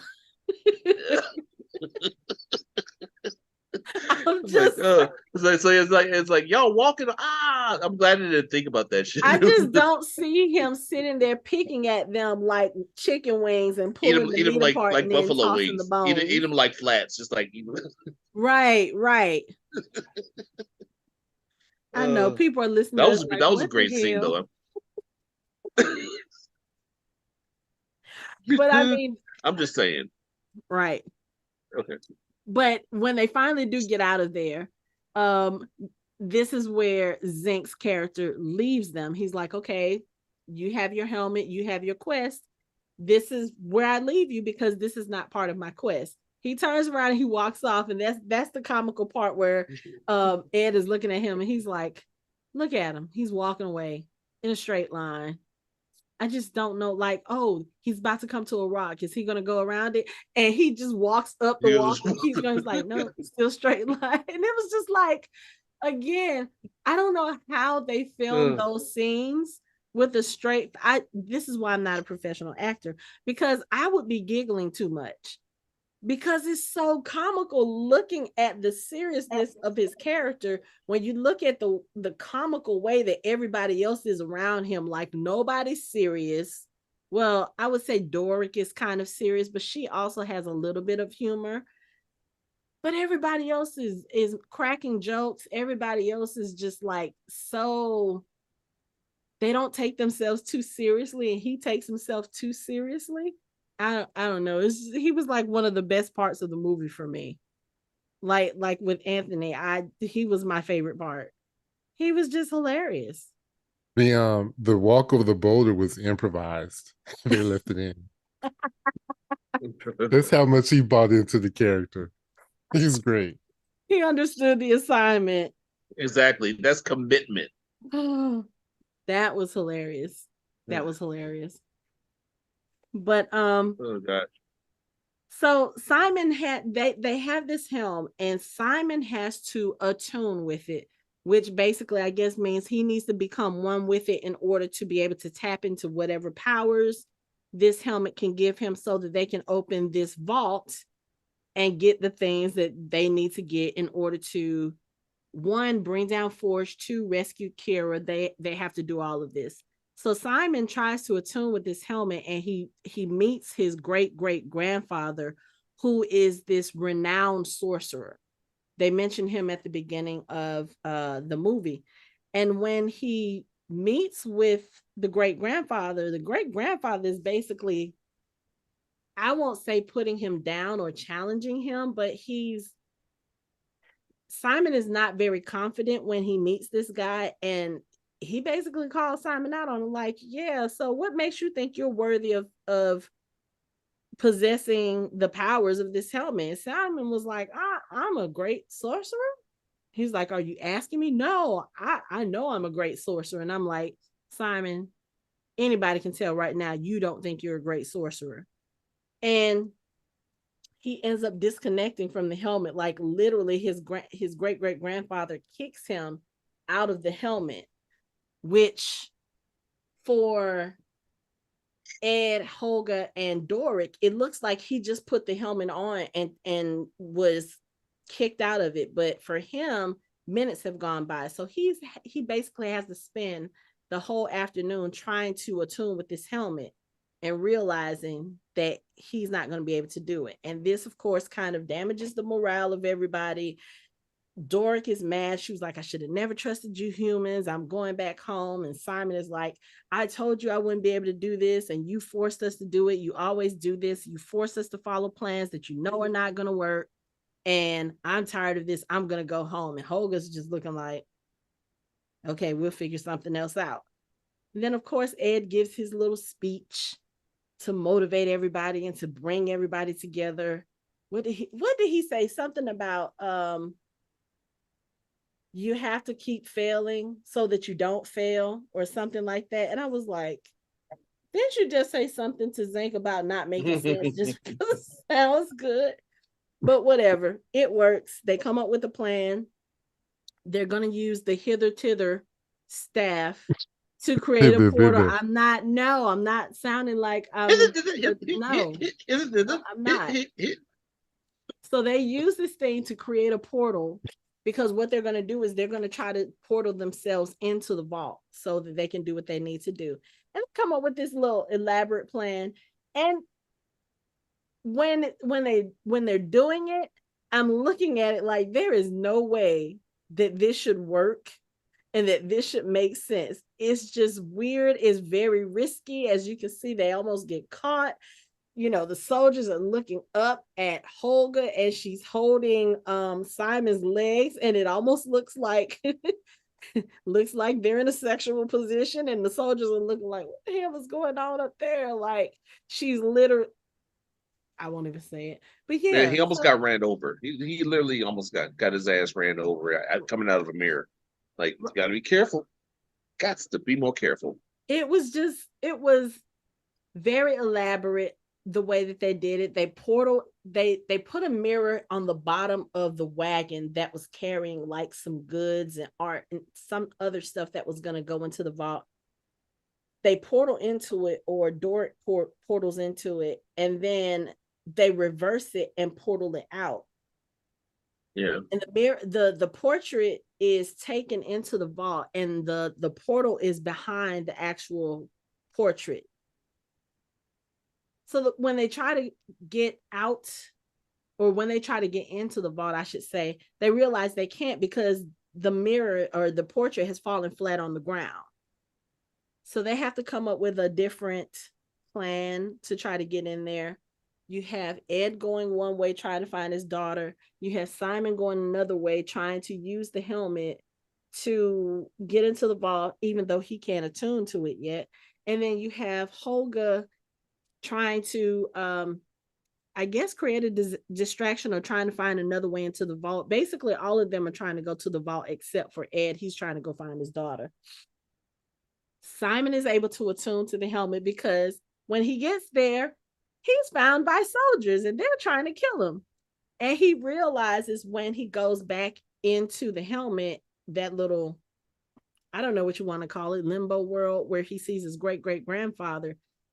The great-great-grandfather is trying to get him to give the helmet up. He was like, you're not worthy. You can't do this. And Simon finally stands his ground and says, yes, I can. And he punches his great-great-grandfather just to find out that it's actually him.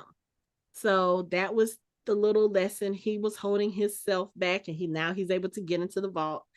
Holga comes across some soldiers. She fights. Again, she's whooping ass. Now, they were giving back as good as they were getting, but she still ended up kicking like 5, 6, 7 soldiers behind. And she got a new weapon out of, well, was that a new weapon, or was that her old weapon just messed up from the fire? I think that was the same axe. Was it the same okay. axe. Okay. Yeah. It's the same axe, but it had like molten metal on it now from where they were fighting. Yeah. Okay. Yeah. That's what I was trying to figure out. I was like, is that the same one? Because when she pulled it out of the fire, she looked at it, she was like, works for me. So I was like, is that a new one? Yeah. So anyway, she and Doric, they get into one vault, they think. And then Simon is in another vault, which all of them are thinking that they're in the correct vault. Doric actually happens to be in the correct location, but it's not a vault. She's under the arena where they're having these games, and she realizes that there are soldiers taking all of the treasure to a boat. Then she gets knocked out. I was like, okay, again, you could have been a little animal checking all this stuff, but you got a little cocky, and you was like, oh, okay, I'm gonna sit here and spy and think that nobody is looking for me. Like, obviously, if there are soldiers down there and there's all that treasure, you don't think there's gonna be more than 2 guards there? I'm just saying. I mean, then they couldn't get to the big maze scene. It's like you can't give them an easy way out and have them take it, because you have a whole big old scene that you have to film with everybody. I guess. So the maze scene. What happens is when Ed finally finds his daughter, he's, talking to her about, I'm sorry, I was a bad dad. Let's go, and things will be better. I'm gonna bring your mother back and we can be a family. And then Kira starts laughing maniacally. I'm like, okay, that's not Kira. And it's not, it's Sofina disguised as Kira. And just like she has now at this point captured Simon and Holga and Doric, now she's captured Ed. And here comes Forge. Yeah, so I'm going to keep your daughter. I'm a better father for her. And you're just going to die. We're going to kill you. You know, just basically giving his bad guy monologue. And Ed convinces him, instead of just killing us outright, give us a fighting chance. Let us fight in the games. And at first, Forge is not going to do it. But Sofina is the one who is, I guess you could say, prideful, because they've bested her guards and Forge's guards. And she was like, no, they deserve to fight in the fights, because she thinks at this point they're going to get a painful death, right? So again, she's underestimating the people who have everything to lose. Like, don't put baby in a corner. And Ed is looking for his daughter. He's not going to just give up. So they get put in this maze, and the maze, I'm trying to think. So it reminded me a little bit of the Triwizard Tournament, the third task, where you have this magical maze and you have these different, like in the maze, they had different chests that could either contain weapons to help them or could harm them, like the one that Holga opened. And it was basically like, it was a chest version of the Monster Book of Monsters. Like, it was nothing but this mouth and a tongue that was trying to eat her. And you also have this magical, what was the magical beast that was in there that was I'm not sure. projecting... The chests that became monsters are actually mimics. That's what they're called, because they mimic being a chest. And they're like, they're nasty. They can kill you like instantly. Yeah, obviously. I'm trying to think of I can't remember what the... It's something like reflection or reflector. So or something they're like that. they're displacers. They're yeah. What, the little panther like thing that had the that can like projection. Yeah, that was weird, because I was like, he's literally casting a projection of himself so that he can use the projection to back you up so that he can attack you from behind. I was like, oh, that's actually a little clever, but that would scare me shitless. Like, if I was in that maze, I just find a corner and just sit there until whatever happens. Because no, that was horrible.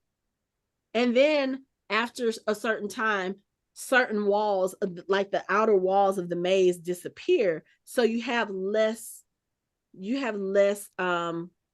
area to hide in, or to hide in, because once the whole maze is gone, you're in an open arena and there is no hiding from that thing. But there's this one cube that Doric ends up running into, or almost running into. There's another person who's behind her and Holga, and he pushes them to the side so that he can escape, and he runs into this cube and he gets stuck. Doric she puts her hand in it and she realizes it's burning her, so she pulls her hand out, and there were some magical cuffs that had been placed on her assignment so that they could use their magic to get away. This cube has kept the cuff, so now she can do what she needs to do to kind of help the rest of them. But they end up having to use this cube in order to escape the arena so that they can try to finish what they're doing. And when they get into in the game, it has a really like scientific name. They're called gelatinous cube in the game. That's really scientific.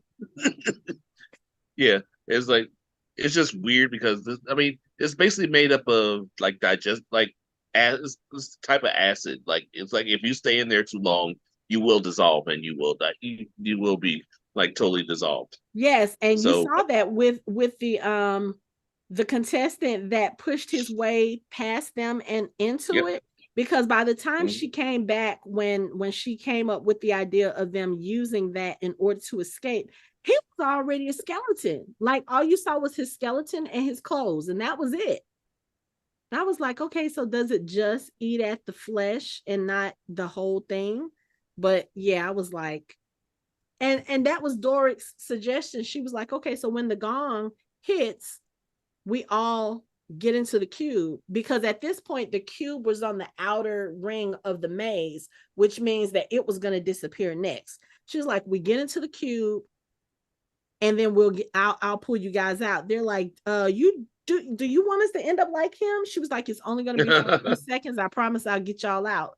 So that's what she does. She creates kind of like this hole in the outer cube. I'm not gonna do that because that she creates.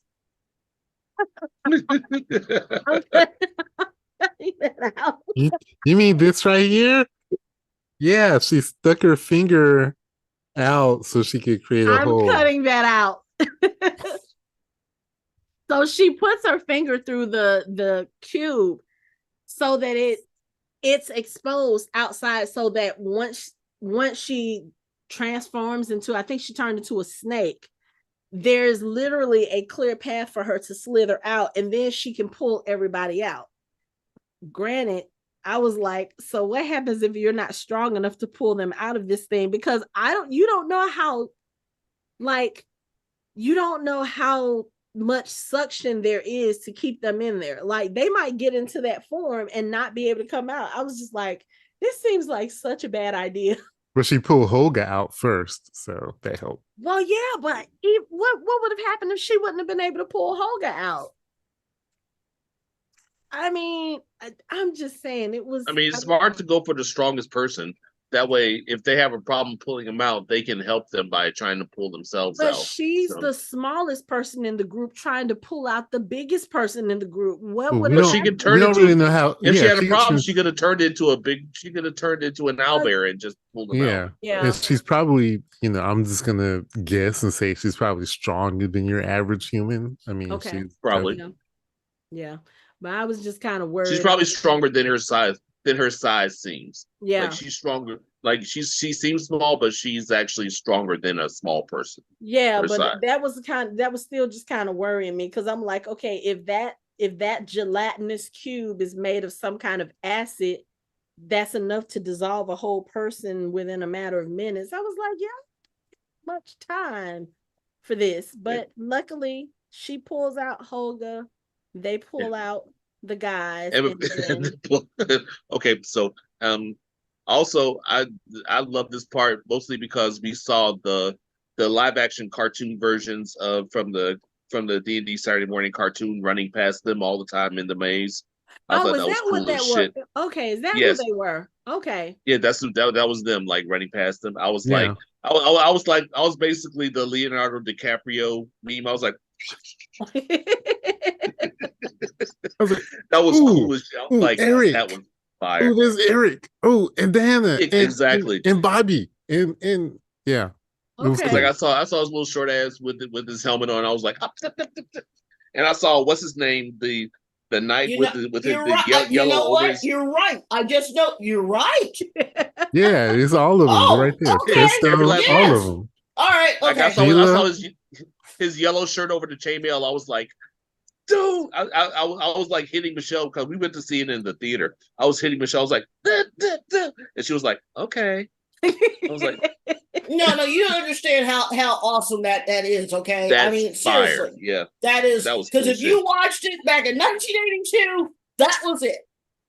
Yeah, and that's what I'm sitting here thinking. Like, I don't remember watching that cartoon, but you were probably like maybe 3 or 4. No, I was 82. I was 7.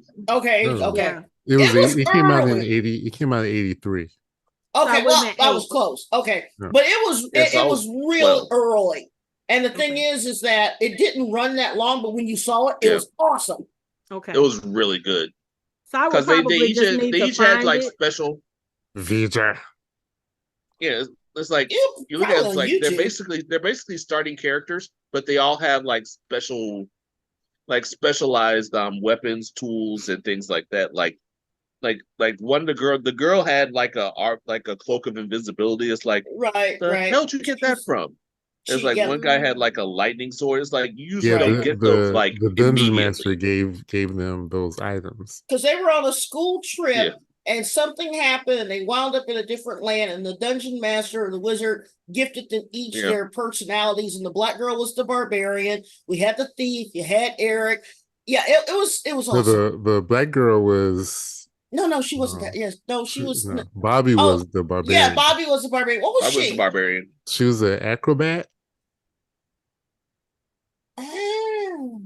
Okay. I'm trying to remember, but yeah, no, it was pure awesomeness. It really was. The Cavalier. Right. Yeah, he was the yeah. It was, like I said, it didn't run that long, but it was pretty awesome. Okay. So Cavalier, Sheila the Thief. Then if that's the case, that's cool that they included Diana the Acrobat. Diana the Acrobat. Okay. Yeah, there you go. Why the black girl got to be acrobat? Well, I was going to ask why she had to be the barbarian. So I would prefer. Yeah, she was the barbarian. I was like, why she got to be scantily clad? Well, that's why it was the 80s. Come on, Mike. She was wearing, the very thin, but it was still, like I said, for what it was the coolest thing. It's sort of like the experience I could only associate it with the first time you watch the X-Men cartoon. You realize it was Chris Claremont's X-Men that they were doing, and that theme song hits, and you got the two sides running to each other, and the theme song comes out. That's how exciting it was. It's on that level. Okay, I'll take your word for it because I don't think I saw that either. Or the Iron Man TV series from the 90s. He's got the suitcase thing. Same concept. Okay, gotcha. So, so they escape the maze. They are down in the part where all the treasure was, and they realize that Forge he's basically stealing from everyone. Everybody who came and put their goods in for this tournament. He's taking everything and he's putting it on a boat. And so we're sitting here like, of course, everybody is oblivious. And our group is still trying to figure out what the hell's going on. By this point, I had already figured that Sofina is about to try to do this beckoning death thing again. Because why else would you, again, if you put together all the pieces, they're doing this tournament that had been... I don't know if it was outlawed or banned, but they're bringing back this tournament where everybody in the town is going to be gathered for. You have Forge stealing this stuff, putting it on a boat, making it look like he's about to escape. And I was like, yeah. And then the horn that they stole at the beginning of the episode at the beginning of the movie, when she trapped them in the time spell, it's the same horn that was used the first time for the beckoning death. So I was like, oh yeah, she's totally about to do some shit to this whole town. And Forge is like, yeah, this is what I've been doing. So I guess in a way, he sold his soul to the devil. It's like, oh, okay, you make me rich. You give me all the things that I want to have to lead this life and to be rich. And I will leave and you can have the whole town. And I don't care about them. And I was like, you dirty bastard. Once you figure out what it is that he's doing. And then, of course, Ann and them don't really know what's going on. They just realize he's about to leave and he's going to take Kira with them. And just so, here comes Forge. He's got Kira. They're about to get on the boat. And then that's when this confrontation happens, when he tells her, look, this is what I was trying to do. He's lied to you. He's been lying to you. And look, just come go with us. And when Kira she's still at this point where she's not believing her father. And then Forge, of course, once he's put in a corner, he pulls out a knife and puts it to her throat. And I was like, oh, here we go. Okay, so now you're showing everybody just what kind of ass you are. But they're able to foil him because Holga throws a fucking potato and hits him in the face. It's like, what? Okay. So she hits him with the potato. Kira comes on. They steal the boat. They've got all of his riches. They've got Kira. They're about to leave. They're like, yeah, we're going to split this. We're going to go, live somewhere, be happy. And then they realize the clouds are coming into the arena. And that's when Ed realizes that Sofina is about to do the beckoning death, just like Xenk told them. And, he starts thinking about it. He's like, look, okay, I guess we're going to have to turn this boat around and go save the day. So what they end up doing is they use the portal staff and they portal all of the goods, all of the riches and everything out of the boat and into this hot air balloon that's flying over the arena with Forge's face. And they put the portal right there at his mouth, so it looks like he's literally vomiting all of the riches. And they use the balloon because the balloon is going out of the arena into the city. They use the gold and everything that's coming out of it to lure everyone out of the arena, because at this point Sofina has revealed herself as the red what do you call it? Red wizard. Yeah, whatever, the red wizard. And she's sitting there, she's floating in the air, she's got all the stuff coming in from the sky, but there's nowhere for it to go because everybody has exited the arena so that they can go and get this gold. And that leads to the big fight scene when they come back. I was just like, so as far as fight scenes go, this one was kind of, I guess, strange to me, because you have the two hands fighting each other. You've got Doric turning into the owl bear fighting Sofina. You've got Holga and Ed fighting. I don't know. I guess I'm kind of sort of with Lori on this one. It was weird because there was so much going on, like different places. Like, granted, Sofina is a sorceress, so she's kind of all over the place. She's disappearing from here, she's appearing there. That part was okay, but it was like there was a lot to keep up with. Really? It wasn't that much different than the Guardians fighting Thanos. Come on now. No, I mean, yeah, I gotta disagree with you. Especially the one part where she's in the middle and they're all attacking him. I mean, that was that was straight out of Infinity War, where Spider-Man was portaling in and out, like hitting Thanos. So like that part was good. I think it was just the whole hand fight. Just, I don't know. It just, to me, that was so creative. That was some of the. Come on now. I love that. I'm with Mike. The fight actually was pretty good. The CGI was pretty good. I thought. I mean, a hand of stones fighting a like this disabled hands like going at each other. Like, that was dope. I mean, the effects of it, and I just think that, I don't know, I'm a dork, so that excited me. That was just like, they look like a bunch of LARPers. Okay, it did. I'll give you that. It did. But it looked like, but it was cool LARPers fighting each other. I mean, I can get along with that. It's just like, I didn't see grills there, but I digress. But I mean, I thought that scene was awesome. I thought it was a great scene. But I mean, I don't know. I kind of agree that there were certain things that you were kind of like, why? Like putting him in a bubble and rolling him away. I was like, yeah. So stuff like that, it was like, and I realized that was just kind of one of her powers, and that was how she was getting them out the way. But I don't know. There were some cool parts to the scene when she made the statue come alive, and the statue started fighting with Doric as her owlbear. I thought that was cool because it really did look like that statue was alive and moving. So I like that part. I don't know, the hand fight was just, I didn't like it. Well, I won't say I didn't like it. It was just one of those where I feel like that part of the fight went on too long. Let me say it like that. That part of the fight went on too long. I want to see like the hand-to-hand combat, especially, everybody's got all these cool weapons. The fight was okay. That part, I just think it went on too long. So yeah.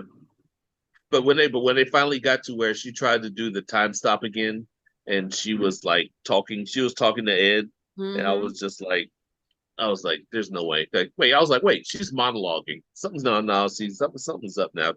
Right. She was straight monologuing to him. He was like, and she was like disintegrating. I'm like, what the fuck's going on around here? So the thing that I noticed was when she had them in the time spell and she was walking past them, if you look at Simon, because Simon was getting ready he was trying to stop her time spell, and he claimed that he wasn't strong enough. But if you notice inside that time spell, his the little wisps of energy or magic were still moving. So I was like, right. He's not completely frozen, because the last time she did the time spell, everything that was inside that bubble froze. Right. So I was like, oh, something's different there. True.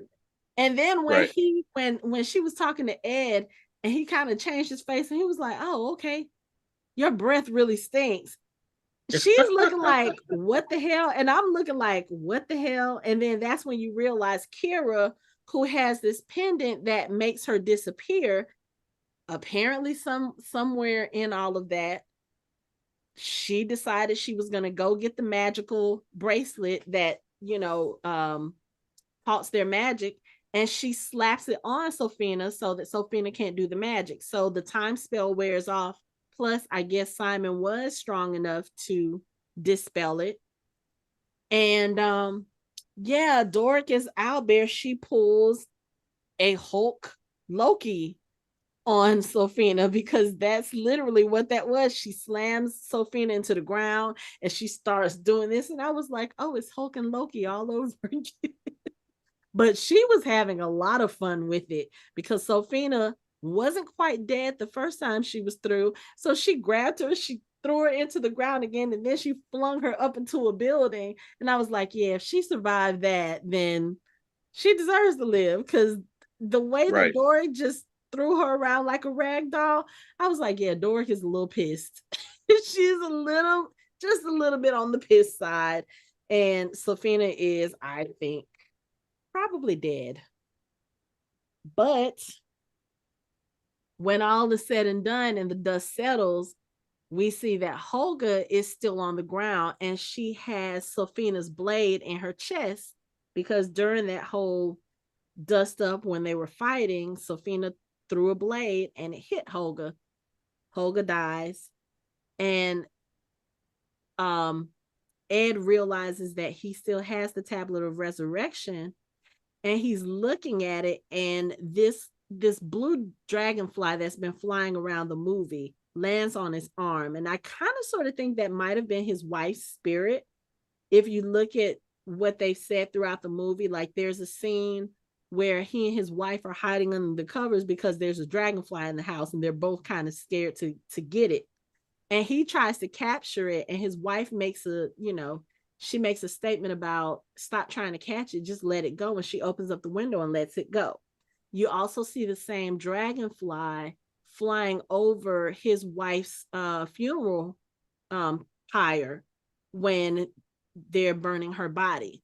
So I feel like that was kind of his wife's spirit telling him, okay, hey, it's okay. Because also Xenk said something when he was talking to Ed, and Ed had, I guess, made mention about the fact that he was going to use the tablet to bring his wife back. And he said something about, I would like for you to consider that there is not only one plane of existence. So if you bring your wife back to this plane, you may be disrupting her life in another one.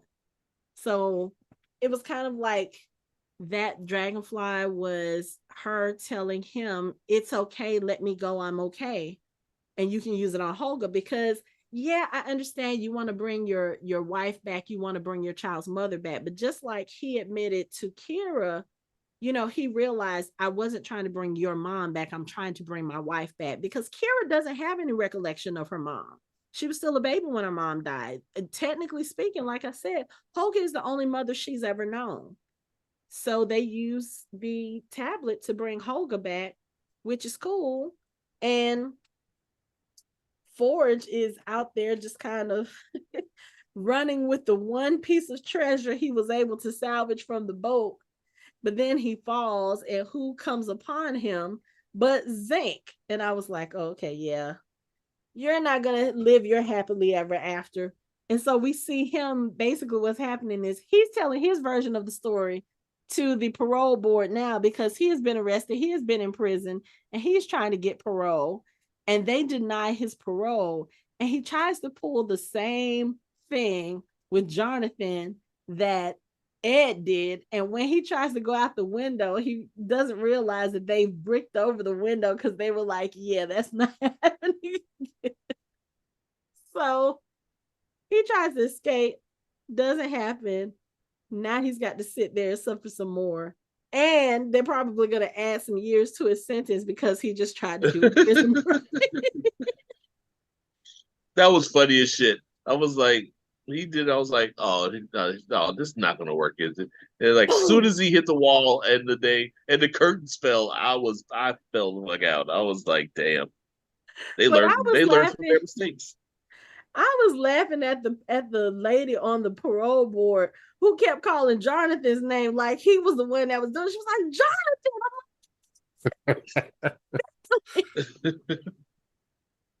I'm surprised Jonathan's still on that parole board. He's like, I'm tired of y'all trying to use me and Glide. He's trying probably to not after me. this. Yeah, he's probably not after Forge's attempt. He's like, look, y'all like, gave me y'all. too many concussions. I'm out. Give me my retirement. Give me my workers' comp, whatever. Like, I'm tired of y'all. I quit. Man. That's a work habit. I didn't sign up for this shit. Right? But this movie was a lot of fun. I don't know why Lori hates this movie so much. It was so much fun. It really was. I love this movie. It just like it had a lot of different things that were just like enough to keep me engaged. And there's some things that just made me laugh out loud, like at the end where the owlbear had Sofina and was doing the Hulk. It was basically beating her like the Hulk in Avengers. It was like boom, boom, boom. They're like, that was so satisfying to watch, though. It really was so satisfying. It was like she looked and like it was like, no, that's enough. And then she started moving around. She was like, boom, boom, boom, boom, boom, boom, boom, boom, boom, boom. Then like threw her. And then she tried to get up. Then the building fell on her. I was like, damn. And Doric just walked past. She had turned back into herself at that point, and she just walks past with a little smirk on her face. I was like, that was awesome. It was so satisfying because she so deserved it. And I would say this too, for Daisy Head to not say much in this movie, boy, she made me dislike that character. Like, that was a character that you didn't have to have a lot of dialogue. You knew what she was about from the moment she stepped on the screen, and it was just one of those where it was like, yeah, you need to die, bitch. Die. Yeah. It was fun. Yeah, she did a good job. It's like a polar opposite of how she is in Shadow of Bone. So it's like I almost didn't I mean, it's her, of course, because you see her eyes, and it's like, okay, yeah, that's definitely her. But it's like and with her when she was bald, I was like, is that like why she looked familiar? Like, oh, okay, that is her. Mm-hmm. But yeah, she did a really good job of making us hate her. Yeah.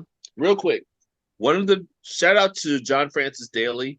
He's one of the directors of this movie. A lot of y'all probably recognize him as Sweets from Bones. He was also one of the kids in Freaks and Geeks.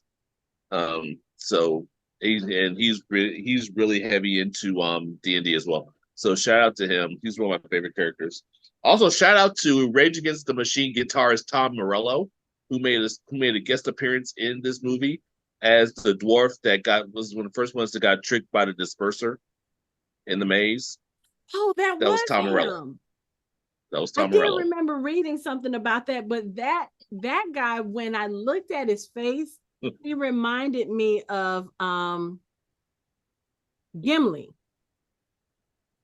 Oh, okay, yeah. Mm-hmm. So that was Tom. like, okay. Yeah, that was Tom Morello, and Tom Morello is also one of the guys who plays in Manganella's game from time to time as well. So Oh, okay. yeah, he has a link to that game too. Yeah. I know that I know Joe is a huge D&D fan because he talks about it a lot. Like I've seen some interviews with him about it. And I think maybe a few months ago, maybe a year ago, he had a custom D&D table made and he showed it on his social media page. Fine. Oh my and I was god, like, that I don't shit is even play crazy. D&D, but that table is absolutely fucking gorgeous. That table is fire. Yeah. And we saw, I think it was we were at Dragon Con last year and they had some custom made tables there, and I saw them, and I think when you and I were walking around the vendor hall, you were looking at them. Yeah, like, we saw them. Yeah, they were beautiful. Yeah, that real huge wooden table that was in the vendor. Yeah, we saw that. Yes, gorgeous.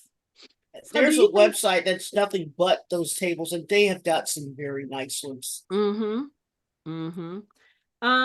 Do you guys think they're gonna do another movie? Like, are they gonna do a sequel, or like, I don't know how this world is or what they're planning on doing with it. I don't know if they're planning on making multiples, but I mean, I don't know. I mean, they could, but it just I don't think they're going to, but I mean, it's possible because there are a lot of there's a lot of lore that they can use. I mean, but if they do it, it's possible that they won't use the same characters. Like they'll use a different adventure with different characters, which would be fine. In a different location, they'll probably do Baldur's Gate or something like that. Right. Yeah. Okay.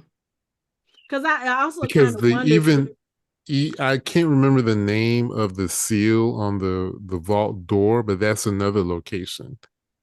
It started with an M. Okay. Oh yeah. And I did rewind just so I can see it. Yeah, they got those kids spot on from the cartoon. Yeah. Okay.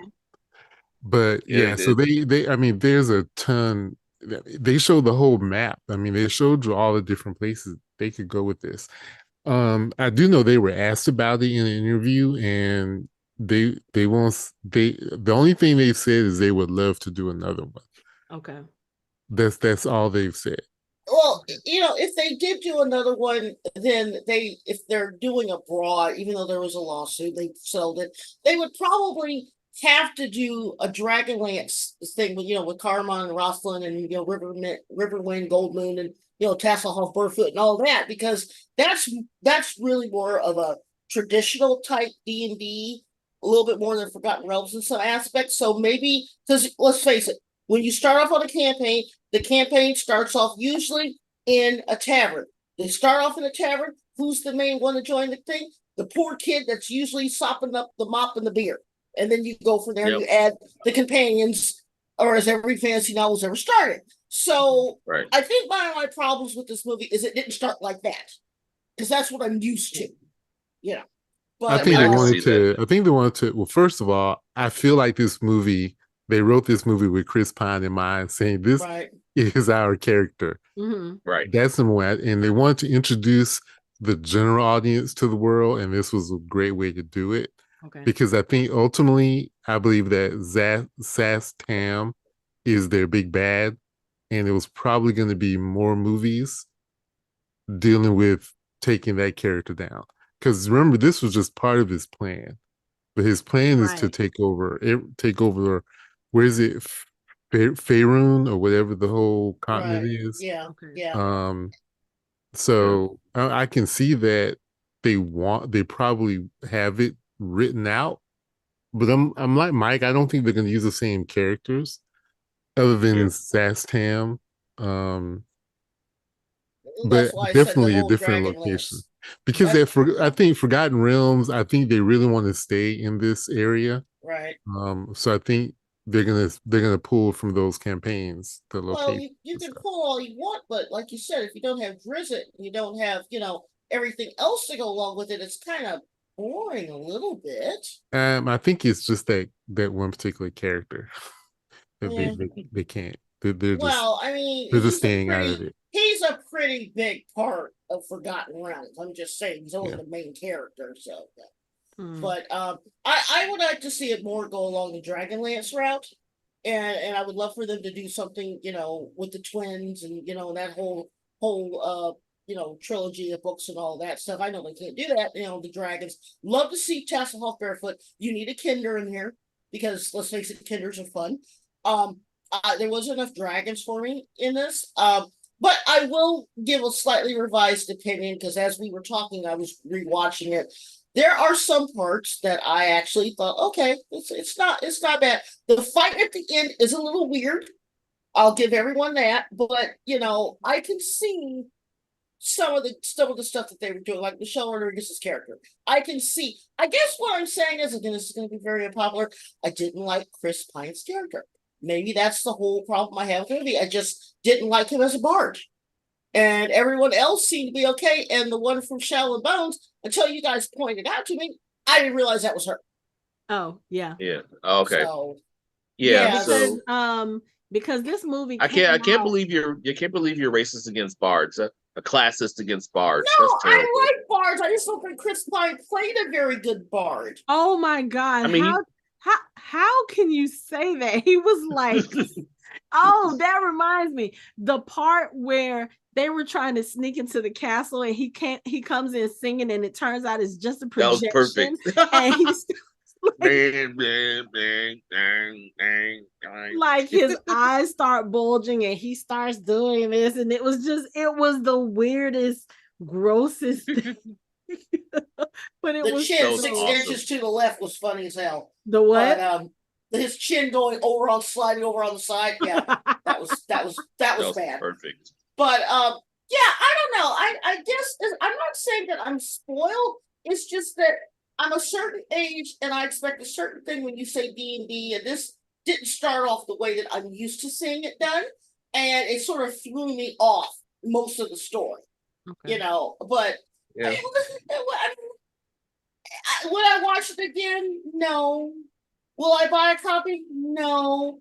Will I watch it 6-7 months, a year from now if it's late at night and there's something else on? Maybe. But probably no. Look, you have to understand, we've had a couple of D&D movies. Okay, the one with the Wayans brother that was in it, that was actually a pretty decent movie. It wasn't bad. I can't think of what the main iteration of it. It was about 18 years ago? Wait, hold on. Wait, whoa. You said there's a D&D with the Wayans brothers in it? There's one of them in it. Yeah, he plays an elf. It wasn't bad. Yeah, it was about, maybe 15 years ago. It was called Dungeons and Dragons. Remember, there's a trilogy. Right, yeah, it was what? Was that the one with Jeremy Irons in it? Yeah. Yes. Oh, okay. That was not a bad movie. I'm tracking. That was pretty good. Okay. That was pretty good. Yeah. I remember now. But I will say, and Lori will agree with me, for those of you, there is a better version of Dungeons and Dragons out there that doesn't get nowhere near enough props, and that is The Legend of Vox Machina. Yes. Completely. That cartoon is outstanding. I can't wait for them to do a full length movie with those characters. We're those still waiting for the second half of the second season. Second half of the second season. Yeah, I need that badly. Oh, that's basically that's from the guys that do Critical Role. Right, it's directly. Yeah. And they're direct characters directly from that. And Critical Role is basically this group that does like a campaign, and it's like immensely popular in the community. Like it's so good.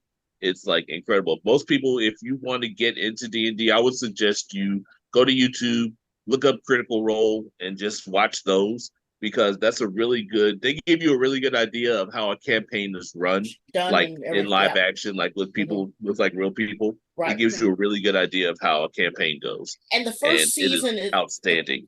The first season is based upon their very popular very first campaign, and the joke is that the campaign is actually Vampire Hunter D, pretty much. Yeah. Toward the end, I mean, that's literally the plot, but it works. It really works. I mean, it's awesome. It really is. Okay. And Dimension 20 as well. If you look up Dimension 20, like that's a newer one, but it's like they do a really good job of like different homebrews. Homebrews are basically campaigns that you make up that you make up everything about it, like the gold, the monsters, the characters. The one I'm playing in tomorrow, the one I've been playing in is a homebrew. Basically, it's a homebrew based off the Suicide Squad, but it's like they do homebrews where they're like in universities or stuff like that. But Dimension 20 has a lot of things that are really cool too. If anybody wants to like look into it and just see how campaigns are run and what goes into it, there's just really good example as well. Okay. All right. Yeah. Well, does anybody have any final thoughts about Dungeons and Dragons Honor Among Thieves?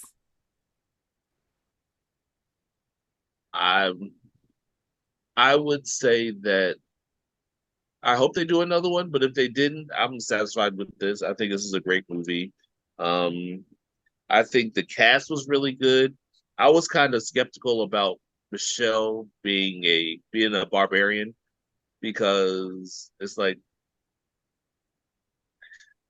rare to see barbarians, and it's weird because it was kind of weird, but she pulled it off. I have to give it to her. She was really, really good as a barbarian.